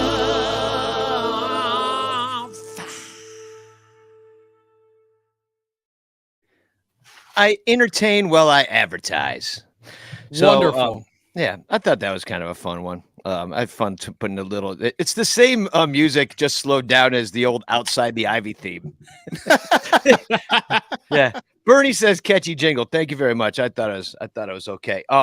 So how this works when we give away the Amazon prize of the month, which Bernie actually participates all the time. Every time I see Cracker Jacks on the list. Now, how this works is, I know it was Bernie. How this works is, I don't know who bought what, but I know what was bought. So it's all listed like this for me. So this month there were a bunch of different items bought. There's the Bernie's Cracker Jacks. I saw that Shure Beta 58A. Nathan Sneed bought that. And I know he did because I recommended it to him because it's an awesome microphone. I have two. Hey, IFG, there's your mic. The one we got, yeah, the Audio Technica AT 2005 USB. Hell of a microphone. There it is, right in the flesh. Yeah, if you ever want to buy any of that kind of stuff, I could, if you're looking for sound gear, I can help you out with that stuff. I'm seeing a Star Wars Life Day cookbook, and I'm intrigued. Yeah. What do the hell? Wookiees make? Yeah, what does R2D2 eat? Well, you need the recipe to that blue milk. So, and then there's a total of 72 items. There's let's see, what do we got on this list? Zombie Kittens by Exploding Kittens. It's a card game. So fun. I played a little game. Exploding Kittens. Yeah. And then, let's see, nothing too interesting on here. There's some plain vanilla nutrition shakes and, a Blink video doorbell. So yeah. So, nice. So you guys, thank you for everybody that shopped through. But now we have, I'm going to share my screen, and it's going to be the number picker wheel. And that number picker wheel is going to choose who is going to be the winner, 1 through 72. And then that's going to correspond to one of the items that was purchased through sunranto.com/stuff. And that will be the winner. And then you have to contact me and say, yeah, that was me that bought that Star Wars thing or the Exploding Kittens or something, hopefully not too embarrassing. That do you think that we have curbed some of the more risque purchases from Amazon because people are really worried they're going to win this and have to explain what they bought? How about this? If something really like messed up, like adult diapers wins, or that something that we don't want to embarrass you, then maybe we should just pick again because we don't want to. Dude, I'm buying 10 butt plugs All in a row. Individual. Then you win double. You win 2 of those thermos guys because you'll be thirsty. I'll need some liquid. Jesus. So 1 through 72, and we're gonna pick something here. Here we go. Spinning it around. Who's gonna be the winner? Money. No Money. And the winner is. Oh yeah! Yes! Number 69. I knew it was rigged. Oh Danny's been God, messing with that's this. incredible! It is not rigged. You can tell because I'm so happy. So number 69, that was the Art Life Heavy Duty Dog Runner Tie Out Cable Dog Leash. Congratulations to you and your dog that's now penned in and stuck in a leash somewhere. You win. So all you got to do is contact me, sonranto@gmail.com. Let me know that it was you with the dog leash because you are the winner of this fabulous prize. And we don't know that that's Whoa. being used for a dog. Oh, I mean, cool. there are other uses for some of those things, and it was number 69. So Yeah, I just hope that 69 and the dog don't go together. That's just all I'm hoping. One can dream. I can make that hope. joke. I have a dog. That's I more have 2 disturbing. dogs. And they're 69 all the time. They're just circling each other, just sniffing each other's asses. Oh, Yeah. God. So I thought we'd take just a little bit of a look at the Cubs schedule coming up. I mean, starting with April. So I'll put April up here. It starts in March technically, which is that's just so smart of the league to understand that like March is just a great time to be like opening up baseball season in Chicago. I mean, it's just perfect. The weather is just nice crisp weather. yeah, absolutely. So it's not going to be easy to be out there. Although you never know, But what I'm looking at here is that overall we have 10 of the first 28 games against the Dodgers and the Padres. We are finished with the Dodgers after April. I don't know if they're going to have as good of a team as they did last year. I haven't really looked into it to be honest too much. Padres are still stacked. They're going to be very good. The Dodgers. Yeah, well, the Dodgers are always very good. I just don't know if they're going to be as good. I mean, yeah, they're going to be really good. But the Padres are also going to be good. So we got 10 tough games in this. So I got to ask, and we have only 12 of 28 games on the road. We play the majority of our games in April at home, which also it could be very cold. It's just such a stupid. It's so stupid. Well, I mean, you open at home versus the Brewers. It's not like, I mean, it's only colder if you go further north, right? But the Brewers They have have a a dome. roof, sweetie. Oh, Yeah. Even Cincinnati can be. I mean, it can be cold at this time of year. And then It's warmer Texas than here. Rangers, Seattle Mariners, these all have like a theme. It's like we're gonna bring every warm weather dome team we can into Chicago for April. Yeah, the A's come. Well, no, we go to the A's, so that at least that. But yeah, the Dodgers come in. Like, what sense does that make? These poor guys. The Marlins have a dome; they'll be here at the end of April. So it's just like I don't know. This is what happens when the bots take over. I swear to God. But my overall point being, now there's something to be said about catching really good teams early in their season.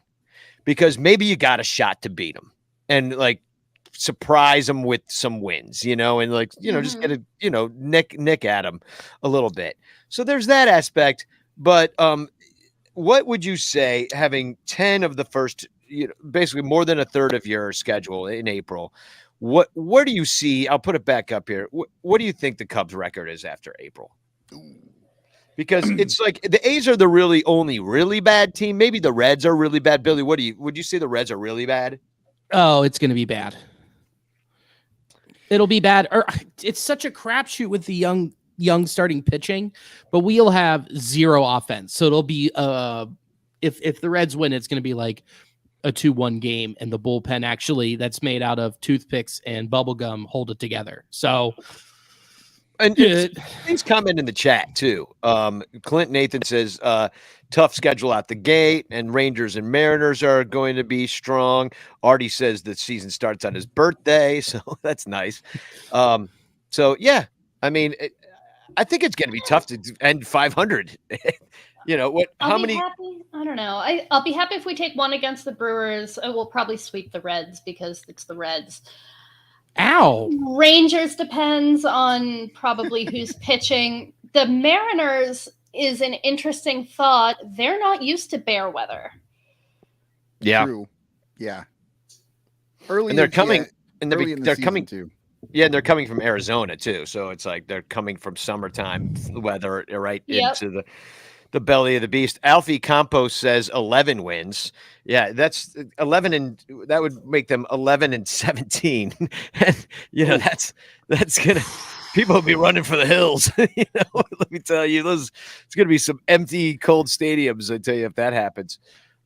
David says there's also something to be said for playing good teams early. We get eliminated from playoff contention in May. Yeah, it could go either way. If the Cubs go 11-17, it's going to be a tough slog to catch back up to 500. Yeah, it is. Now let me put up May. Now May does not get any easier. I mean, well, it starts easy. You start with the Nationals and the Marlins, who, you know, I never know who's on the Marlins, but they always have some good young players. They have Jorge Soler's over there, I'll tell you that much.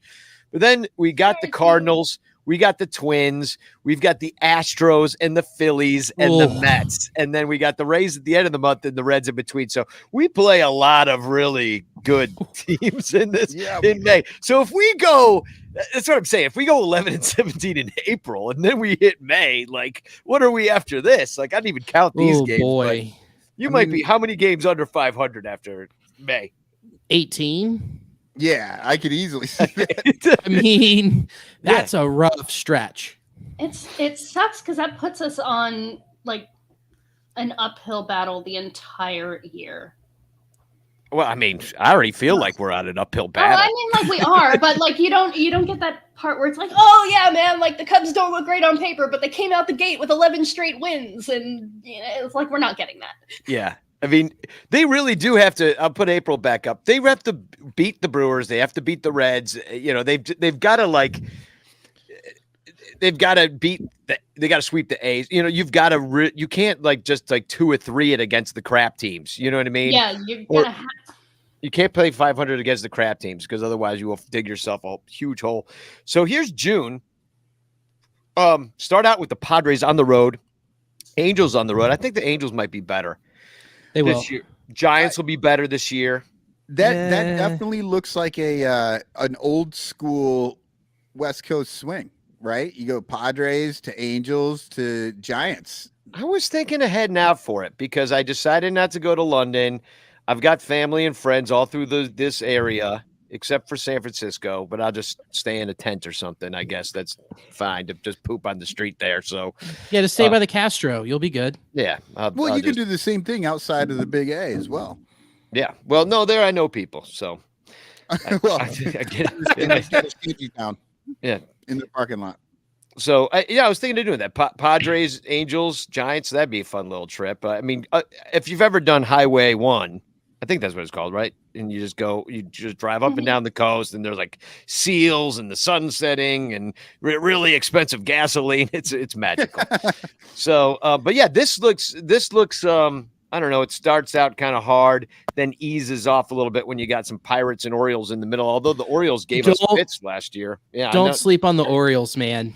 This is looking like that's going to be my next week to go to Chicago. Like, I need to see a home win. I could watch Rich Hill and the Pirates against the Cubs at Wrigley. Maybe get a win out of that one. Yeah. Yeah, June is one of the nicest months in Chicago because it's not, people are just emerging from their holes. And then you go, I mean, we're literally, our Groundhog Day is like June 9th, which is also the nicest day. So then we go to London and play 2 games with the Cardinals. Now, I'm like, if you're going to go all the way to London, can't you just at least make it a 3-game set? Right? What the hell? You know, it's like traveling all the way for a business meeting, then having to fly right back. You know. Yeah, that's freaking brutal.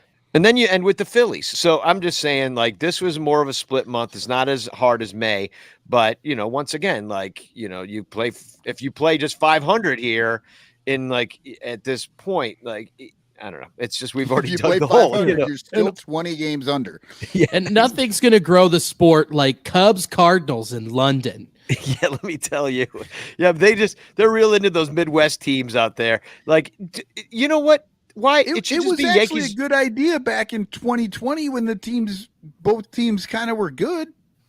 It should always be the Yankees Red Sox, just to make it that thing of like, because you know New York, they were the loyalists for the most part. A lot of and they remained loyal. In fact, Manhattan was captured by the British and was a British stronghold for most of the Revolutionary War. And we all know where the Revolutionary War started is in Boston.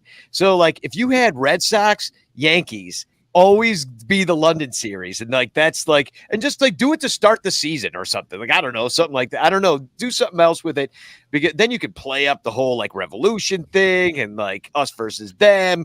Like Prince Harry will come out and he'll fight his brother. It'd be incredible. Just like what they did, what was that, in 19 with A's Mariners? And Ichiro went and played in that series before the season started. Heck And he yeah. retired. That's Oh, yeah, that's they a went to fun way Japan, to yep. start. Yeah. Yeah. So I then, agree with you. Series in Japan every year. There's no reason not to. Agreed. yeah, That would be exactly. fun. They already like baseball. Mm-hmm. You Like, know, that's an understatement. But they have to do it better than they have in the past. Like in Well, the yeah. past, they do like 2 games in Japan, and then they come back and go back to spring training for like a week, Yeah, that's and dumb. then It needs they to be a start real playing game. baseball. It's like, what? Yeah. This doesn't make any sense. Yeah. And it happens at whatever time in the morning. You know, it's like starts Yeah. at 3 a.m. or 3 something. a.m. Yeah. Well, yeah, because that's what time that people in Japan are. Japan want to see it. Yeah. I understand, but I'm just saying, like, We just need to like air it on ESPN afterwards. right? Yeah. They need to. Well, yeah, I Yeah, wonder a if they little. could ever like do it so that, because I don't know the time difference, like 18 hours, something awkward. Yeah. Yeah, 16. So I mean, but maybe if they could make it like an maybe. afternoon game on a Saturday where people would be, you know, like, or play a damn doubleheader for God's sakes. It's baseball. Let me think. Well, it's still really late for you guys. Day games in Japan are 1 a.m. for me. Yeah. So. Yeah. No, it's an awkward time distance. Or no, sorry, it's 10 at night for me. So it would be more like 1 a.m. for the East Coast. I don't know. It's Yeah. It's never going to work out because we're a big country too. So, and then the last thing I want to put up, and the only reason I went into July and past the All-Star break is because this is where the trade deadline hits at the end of the July, and it's kind of average, I would say. And we start out with the Guardians, who were in the playoffs last year. The Brewers, the crapshoot. Yankees are going to be really good. Then you got the All-Star break. Then the Red Sox, who knows which way they're heading. Then it gets bad with the Nationals. But we got 7 games against the Cardinals, like pretty much back to back, week after week, and the White Sox in the middle. So The that's MLB gonna be rough. schedulers might be the worst people in the world doing this job. Like, I don't understand. there is no logic. None. No. Well, then the saddest thing is too, after the end of July, that's it for the Cardinals. We will not play them again the rest of the season. That's it? Oh. That's it. What? Yeah, Yes. It's that's it. We play them. So then in you're London. We backloaded play with them- the Pirates. Yeah, and so that's what I'm kind of saying is like we're gonna dig this giant asshole.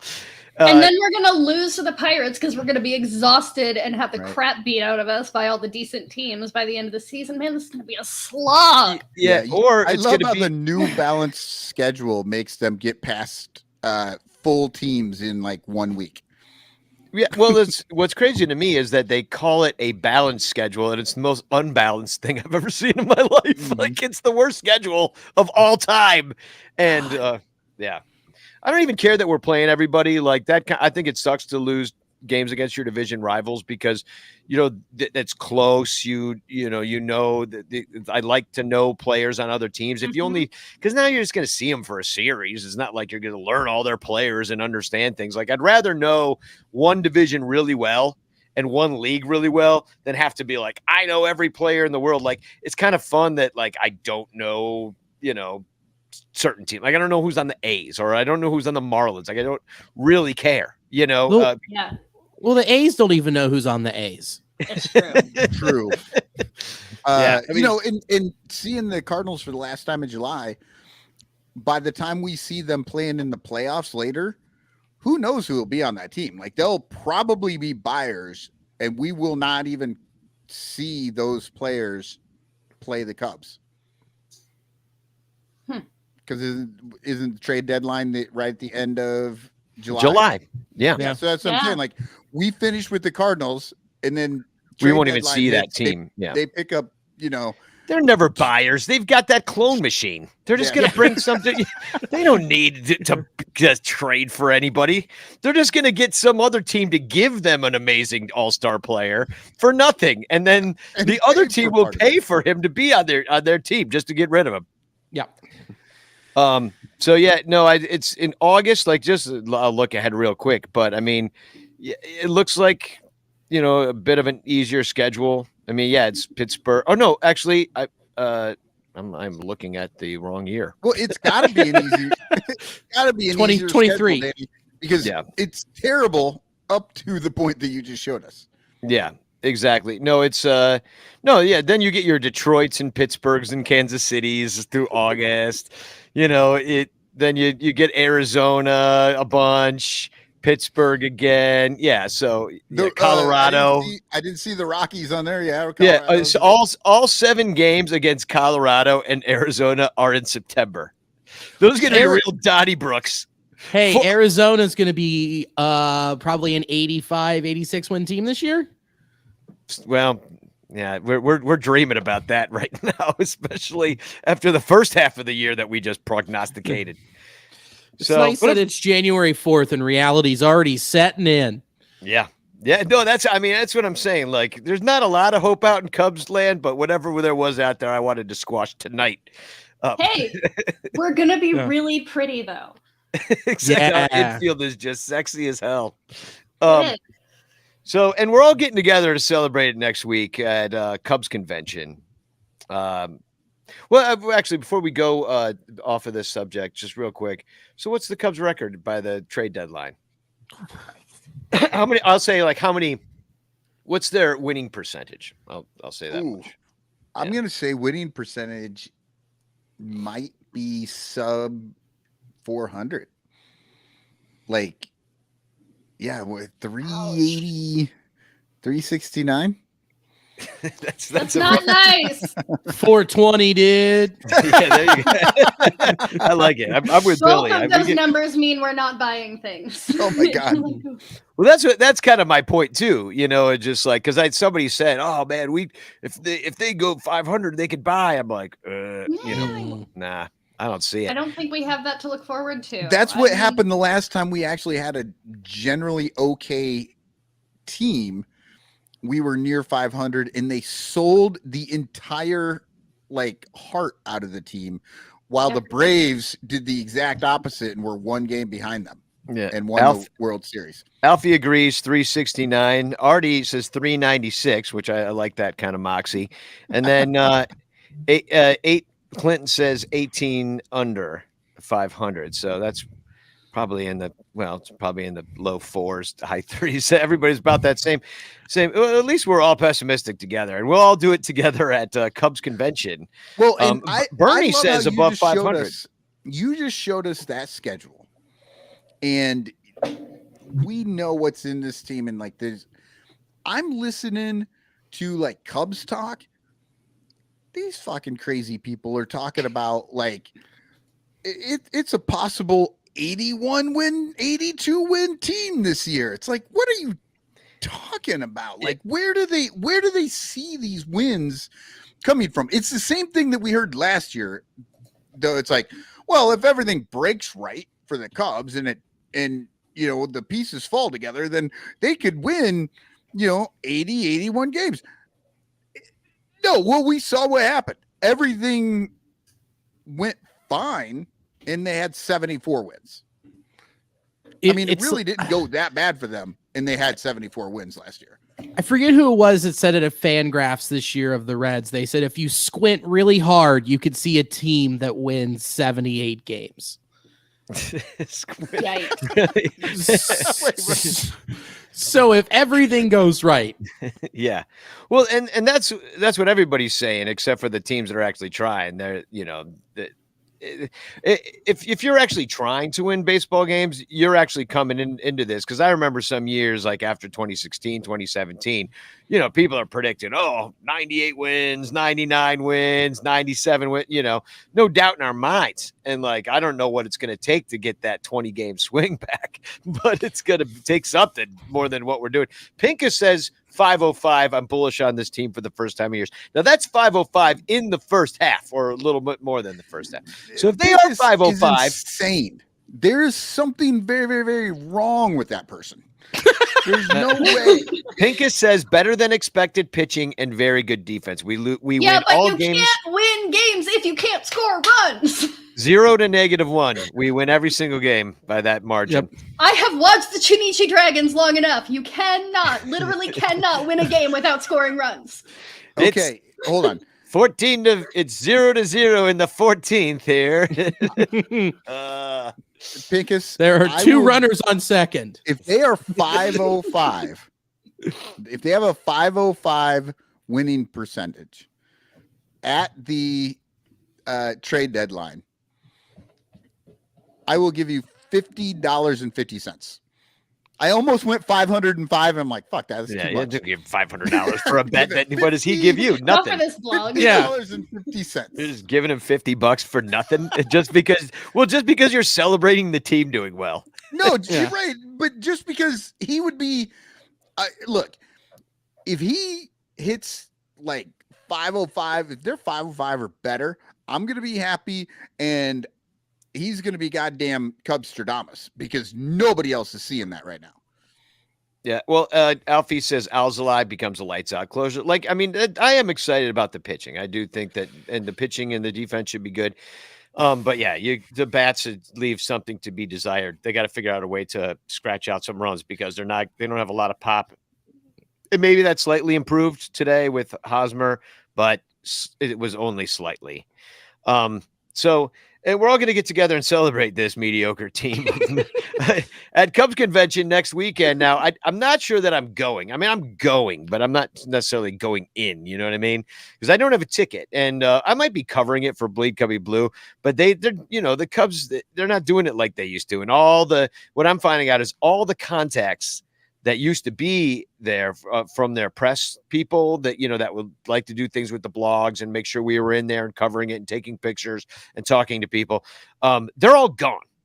All the people that I used to know, they're like, the one person's with the Bears now. And, it's been a few years since Cubs convention happened. Nobody's done anything in person. So, and you remember a few years ago when they cleaned house, the Twitter guy's gone, like everything is different. And, So the only thing you got is John Benedict, and well, he's new. Well, but I mean well when you go, like, oh, right, that you could have a good, well, Jeremiah, but they'll be working Jeremiah it, John, that's kind of it. They'll be working it. If they still have Miguel. the Twitter guy from if they still have the Twitter guy from last year, he's super cool. It's not Travis though. It isn't Travis? That's what I'm hearing. I don't know. Either way, they made him change his tune. And he's not like a personality anymore. Like, seems like MLB, they like cleaned house with a lot of their Twitter people, or they made them like toe a certain sort of company line that did not give teams individual personalities, because people hate that, because it's not entertainment or anything. We're not trying to enjoy ourselves here or anything. Don't worry about that. If this show has proven anything over the last 11 years, nobody likes personality. Yeah. It's kind of true. Proof is in the pudding. Touche. So CubsCon's next week. I will be down there. Lizzie McNeil's, if you don't know, is like the famous hangout on the Friday night, and that's right downstairs from the Cubs convention. But we'll be hanging out. They don't like keep you out of the hotel. You know what I mean? You just can't go to the stupid like thing when you stand in the back sweating with a bunch of other people and like get to see Christopher Morel from 500 feet away. Like that's the one thing that I don't really care if I see or not, but we'll see. I'm going to be hanging out though. So like, look me up if you guys are going to be there. But one thing I did find quite interesting is that they, for the first time, are selling Friday night passes to CubsCon. So they sent an email today to go to just the Friday only passes go on sale tomorrow. And it's $120 plus tax and convenience fees for the shortest day of the con. Well, no, $120 for the whole con, which they've cut a day off of. There's no more. It's just like a kids clinic on Sunday. There's no more Down on the Farm. There's no more Sunday. Get up early and listen to the 1984 Cubs. Like remember like how Jim Fry screwed up the playoffs or like none of that's happening at 9 a.m. But there's only for the red carpet off the mound with Ryan Dempster, which is like a sort of like a late show sort of thing, like late night with David Letterman or something. And then Harry karaoke they're doing. So I don't know what that's going to look like or where they're doing that or who can go, or if it's going to be like players singing karaoke, because that'd be kind of funny. But anyway, that's only for Friday night. I don't know what it's going to cost. I think it's just hologram Harry. That would be singing all your favorite tunes. Oh my God. That would just, I had to put them up. So, anyway, I don't know what it's going to go for the one night because it's only like 6 o'clock to 10 o'clock. So you're paying for a 4-hour thing where, you can see the players, I guess, but $120 for the whole weekend to be able to go to like a convention and maybe get one autograph. Seems a little steep. And the really fact that expensive bingo game. Yeah. And the fact that they are putting just the Friday on sale, which they have never done before, at the last minute, means to me that a lot of people said, I am not going to 100, because they probably got to that convenience fee part and the taxes and saw that it was $150 to basically like do like what it would not even what's 24 show up hours. and see two guys from a below 500 team. That's what it Yeah. is. Like, we're not going to go get Chris Bryant's autograph or Anthony Rizzo or whatever. Like, we're going to see whatever the hell it is we've got. Well, and if you want some of the young like guys, people we don't even know. on Monday, Obvious Shirts is having Mash Mervis and God, I forget who else he's going to have. It's Mervis and somebody else, but they're going to be over at Obvious Shirts, and maybe that ticket's $100, but you're going to get 2 autographs out of the deal, and you're going to get to shake their hand and take a picture and get a shirt, and it's going to be a little bit different, and you have to stand outside in the cold and as well. So anyway, it's interesting. I'm interested to see what it's going to look like. If you're going to be around, I'll be around, but I might just sneak in. I kind of don't want a ticket. Yeah, just And get it's a big fine. box and walk in. If I look like this, they're just gonna, you know what I mean? Like, where's your badge? I don't fucking know. Let me get out of my way. I'm the guy with sunscreen. Tell him you're Guy Fieri and you're going into. I'm Guy Fieri. What's his catchphrase? So I know. Is it I'm like, delivering. bam, or- I'm delivering Flavor Town. Yeah, exactly. I'm taking you to Flavor Town, Cubs God. Let's go. Let's go. So yeah. So if you're around, I'll be around. Lizzie McNeil's Friday night for sure. So let's pinch off this show. I've got some sad news, some sad personal news. I don't want to bring it down totally, but maybe some of you guys saw my tweet. But and some of you guys might know my cousin. I'm not sure. Her name's Jessica. She's my youngest cousin on one side of the family. She had a stroke, and like there's something that goes on in my family too. That like her niece has this thing called moya moya. And anyway, she had a stroke, and it's very sad. Like almost every time I've been in like Pittsburgh and like tweeting out like me being in Pittsburgh, I'm with her every time. We're partying, we're having a good time. She's like my favorite cousin. We have such fun together. Banjo night at the old man's hall, the Moose Lodge and stuff like that. She always finds the coolest shit to do, and she's really just like in trouble right now. So she's in the hospital. She's in an induced coma. So anyhow, now she doesn't need anything. They have, her and her man, they have enough money to get through this. They have insurance and stuff like that. They're in the hospital. What they kind of want though is like messages of encouragement. And like, honestly, I'm not a praying man. Like, people know me. I know I'm not religious or anything, but I do believe in like, people feeling supported in tough times. So there's a website called Give in Kind. I just dropped the link in the chat. You can look at my Twitter and then click on that link too. But I just dropped this link now. It's Give in Kind, and you can just like make a message of encouragement. There is a place to give like a gift card, like for like DoorDash or something like that. If you feel so inclined, I feel so helpless. So like, I'm just like, here's $50. Just, have some Grubhub delivered or something, but so anyway, I just was thinking like, she's a big Pirates fan, and she came to Wrigley this last summer and a bunch of other times, and she loves baseball and she's really cool.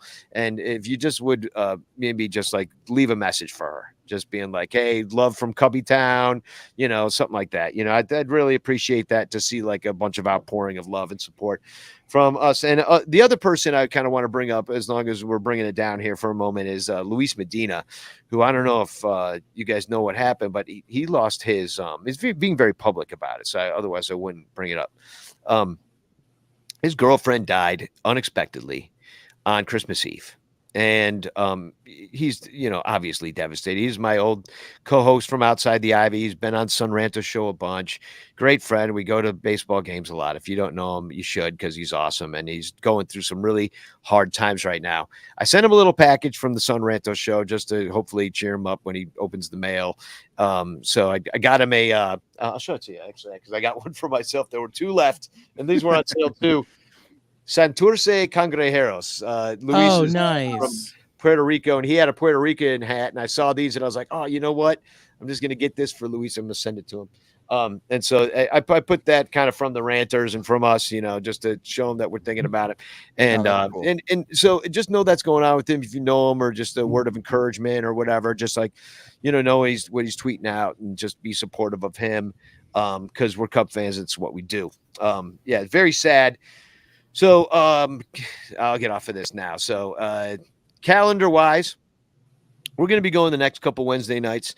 Then we'll be going Thursday nights until spring training. So I'm going to drop yet another link in the chat, and that is the calendar, which you can subscribe to. It's also on the Ranto Ranchers page of our shows. Now, it's incomplete for the year, but I'll get in there and start making the calendar and what we're going to try to do through the season, and how we're going to make that work. And we're all going to meet about it and see what the season's going to look like, because we want to do new shit and make the show grow and have fun and bring on more guests and more bits and make it, and also it's the perfect time to suggest shit. If you've got some fun ideas for us, do it in the Discord, do it on the Ranters page. But I've been on Discord a lot lately, hanging out with the Patreon people over there. So, so if you got some suggestions, some idea pops in your head of what you'd like to see us do, like we're all ears to that stuff, especially right now. Like, be a lot of fun. I'm going to make the calendar soon. So the Rancher calendar is coming.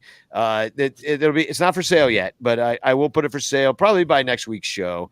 And this year I was thinking to myself, I have a bunch of pictures. I have thousands and thousands of pictures that I could definitely make this calendar on my own. But I thought, hey, I bet a lot of you guys have some great pictures too.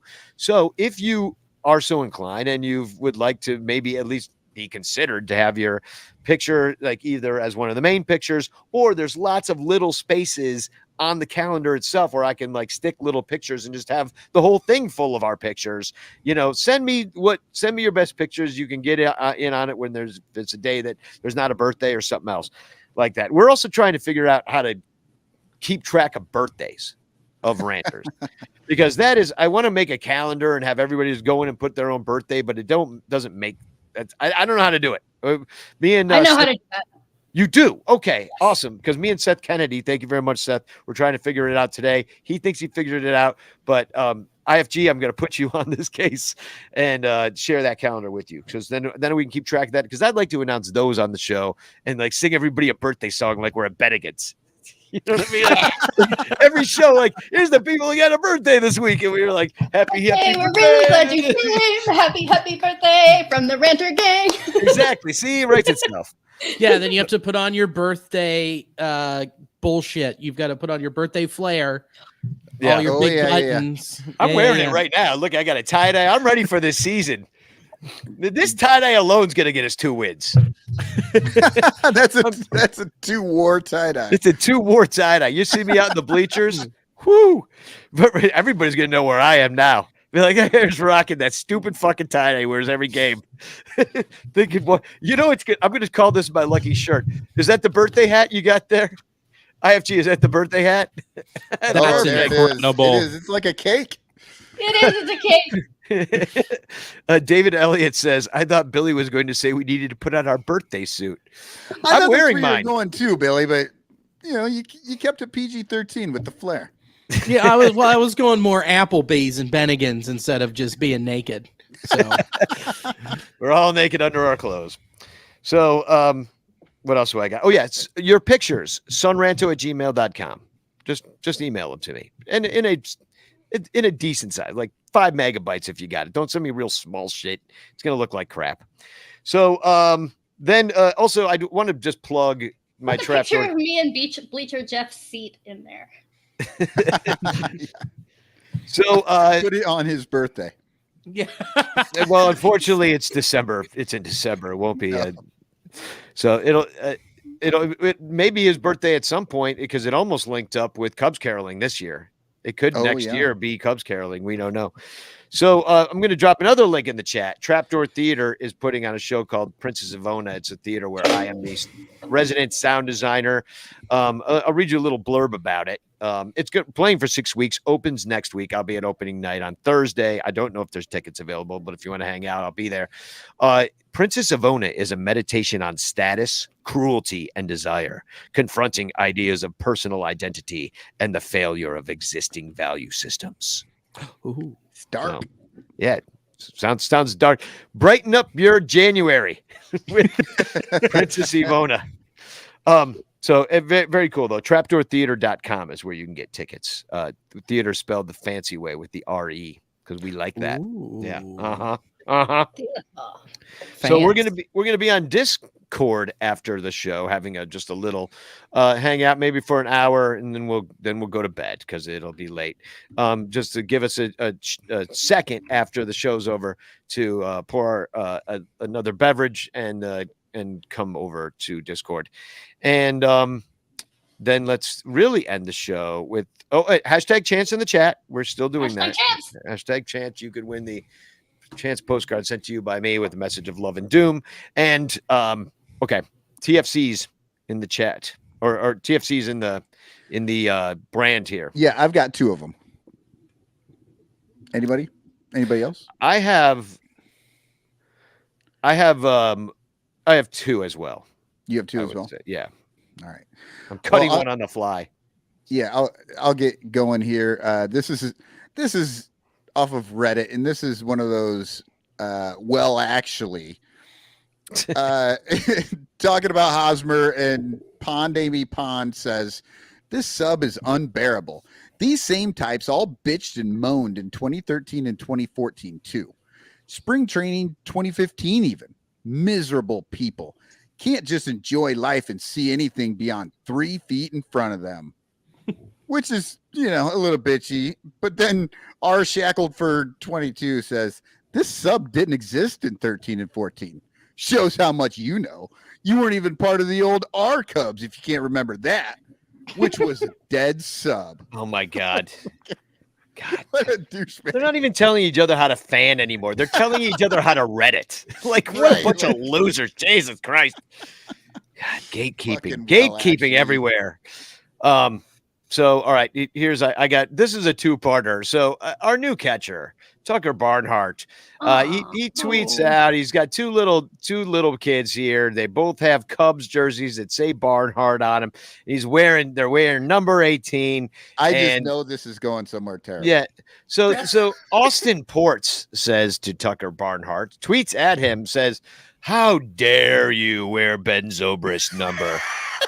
IDC, I don't care that Zoe only played 4 years, but he got the most important Oh hit my in the most important game in franchise history. Please retire his number for good, Cubs. And Braxton goes, did you cry this much when Schwindel wore it? It's like, dude, this is, settle down, Austin. Settle down. Oh Okay. my God. How old was What a- that kid when that happened? Like 6? Yeah, right. Probably. Was he even alive? Yeah. I don't Yeah. know. The littlest one, for sure. Like, I don't think he was alive then. No, I mean Austin. No, Austin. Oh, Yeah. We're talking about the tweet guy. Yeah. Austin. Oh, the Yeah. He tweet looks guy. pretty young. Yeah. Yeah. Oh God, he does. Yeah. He's either 12 or 22. But I can't he's tell. Very mad about this. I mean, it was his favorite player when he was 7, and I understand what that's like. What Big a- mad online. what a Big dick. mad. And by the way, Austin, you fucking idiot. The most important hit was the Miguel Montero hit that actually put him over for the fucking lead, because just because Zobrist got the game-winning hit, that wouldn't have been the game-winning hit if the Cubs had stopped scoring. Miguel Yep. Montero did it. Yep. Well, yeah. cut him a break. Ben Zobrist drove home Kyle Schwarber / Albert Almora. Like, It was the go-ahead run, but Yeah. it wasn't the run that ultimately fucking Won the Won game. the game. Yeah. World Series, Right. which I will forever argue. I will die on this hill. The Miguel Montero hit was the most important hit, not Absolutely. fucking Ben Zobrist. just cut the kid a break. He's portsing his heart out. Oh man. Yeah, but the yellow. I mean, it's just of all pictures. Like, it's just the cutest thing. Like these let's two say, little oh, kids. cute, move on. Yeah, exactly. No, guy had to be mad. They got to be mad. So, all right, what's your next one? All right, so I got another one here from Reddit talking about the Hosmer and the fact that he only cost $720,000, so it's whatever.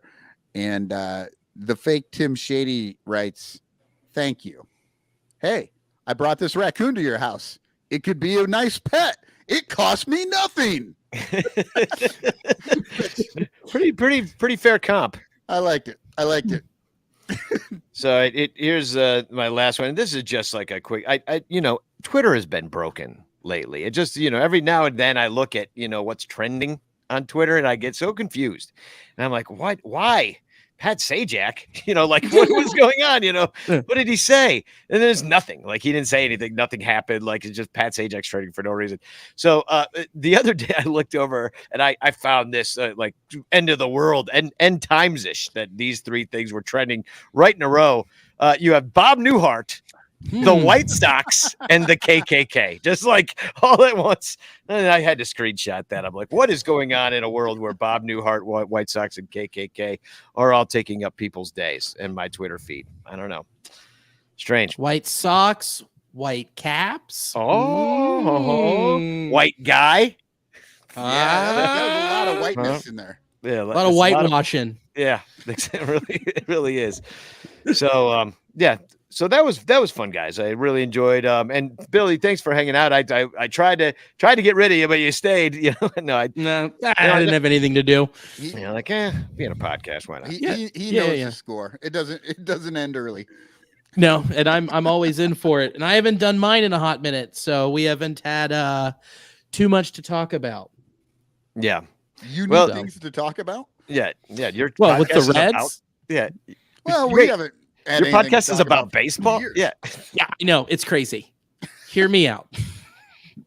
320 winning percentage by the All-Star break. 320. There you go. You'll be looking up at us. Ugh. So, I'm curious as to look at some of the other teams' schedules in the Central. We might just see some like topsy-turvy things because the balanced schedule is so unbalanced. So, like, who knows? Maybe the Pirates' beginning of their season is total dog shit, and they're like end up 500 by the All-Star break. We should buy, but then they play like the Padres and the Dodgers at the end of the season. Well, I don't know what if the Cardinals get the easy schedule that the Cubs don't have, and then in August and September it's just fucking first place teams after first place teams, and they just get destroyed, and that's why everybody thinks the Brewers are going to do well this year. They just end up popping out on top at the end. Because they just the only team with an actually balanced schedule where they just like, we play good teams, we play bad teams, we play good teams, we play bad teams. Yeah. Anyhow, it does matter when you catch a team, that's for sure. And so anyway, I'm interested to see how that plays out, and I'm interested to see how the shift plays out. But we got a long time before we get there. In the meantime, let's get the off-season blues. And IFG, thanks for hanging out, and we'll see you over at Discord. And Cotton, you two, y'all coming over there? Yeah, I'll shoot over there. I'll make an appearance. All right, cool. All right, Spagog, everybody. Thanks for tuning in. You guys are. Oh wait, Chance! Oh my God, I almost forgot Chance. I do that sometimes. We all know that. Getting old. I'm getting old over here. Slipping. So all right, where is it? Here we go. We will share the screen. Hashtag Chance. It's your last hashtag chance to get into the hashtag Chance contest. Here we go. Did you see Wheelo was in there? Oh yeah. Clint Nathan, congratulations. You are the winner. I don't know if I actually have your information to send you a postcard. So please shoot me a message on one of my messaging apps and let me know who you are and where I can send your stuff. I think we actually talked once. I feel like Clint has won one other time. Is that possible? A while back. Okay. So, either way, make sure I have your information because I'd love to send you my message of hope and doom. Congratulations. You are now entered to win a giant prize. I wanted to wait till I have an idea for the chance. You know how last time it was just the one thing that we gave away? What was it? I forget what it was. Pedro Strop, yeah. So this time I want to get a bonanza, a smorgasbord. So every month I'm going to add something to the chance. There we go. And so it'll be little things, big things, but in the end, here's the first thing: a Greg Maddux Donruss rookie card. That is the first thing going in the chance bonanza. This is what you get if you win at the end of the year. So you got to wait all the way to the Christmas show. Yeah. Yep. So that's one of the things. There'd be 12 other things. Or no, 11 other things. At least. So, Spagog, everybody. We'll see you next Wednesday. Good talking, everybody. Spagog! Patreon. Thank you for having me. Bye. Spagog.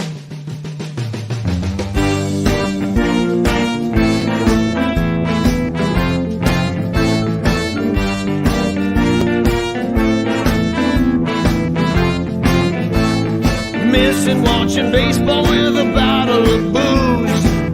I got the off-season blues. Big blubbery belly getting harder to lose.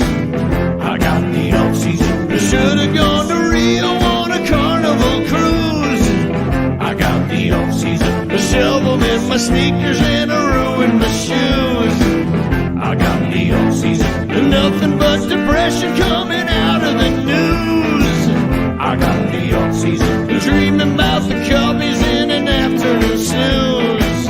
I got the off-season blues. Someday it will be spring again, and the national anthem will be sung. Oh yeah, when baseball season finally comes, and the horribly cold and gray Chicago soul-crushing winter will be over.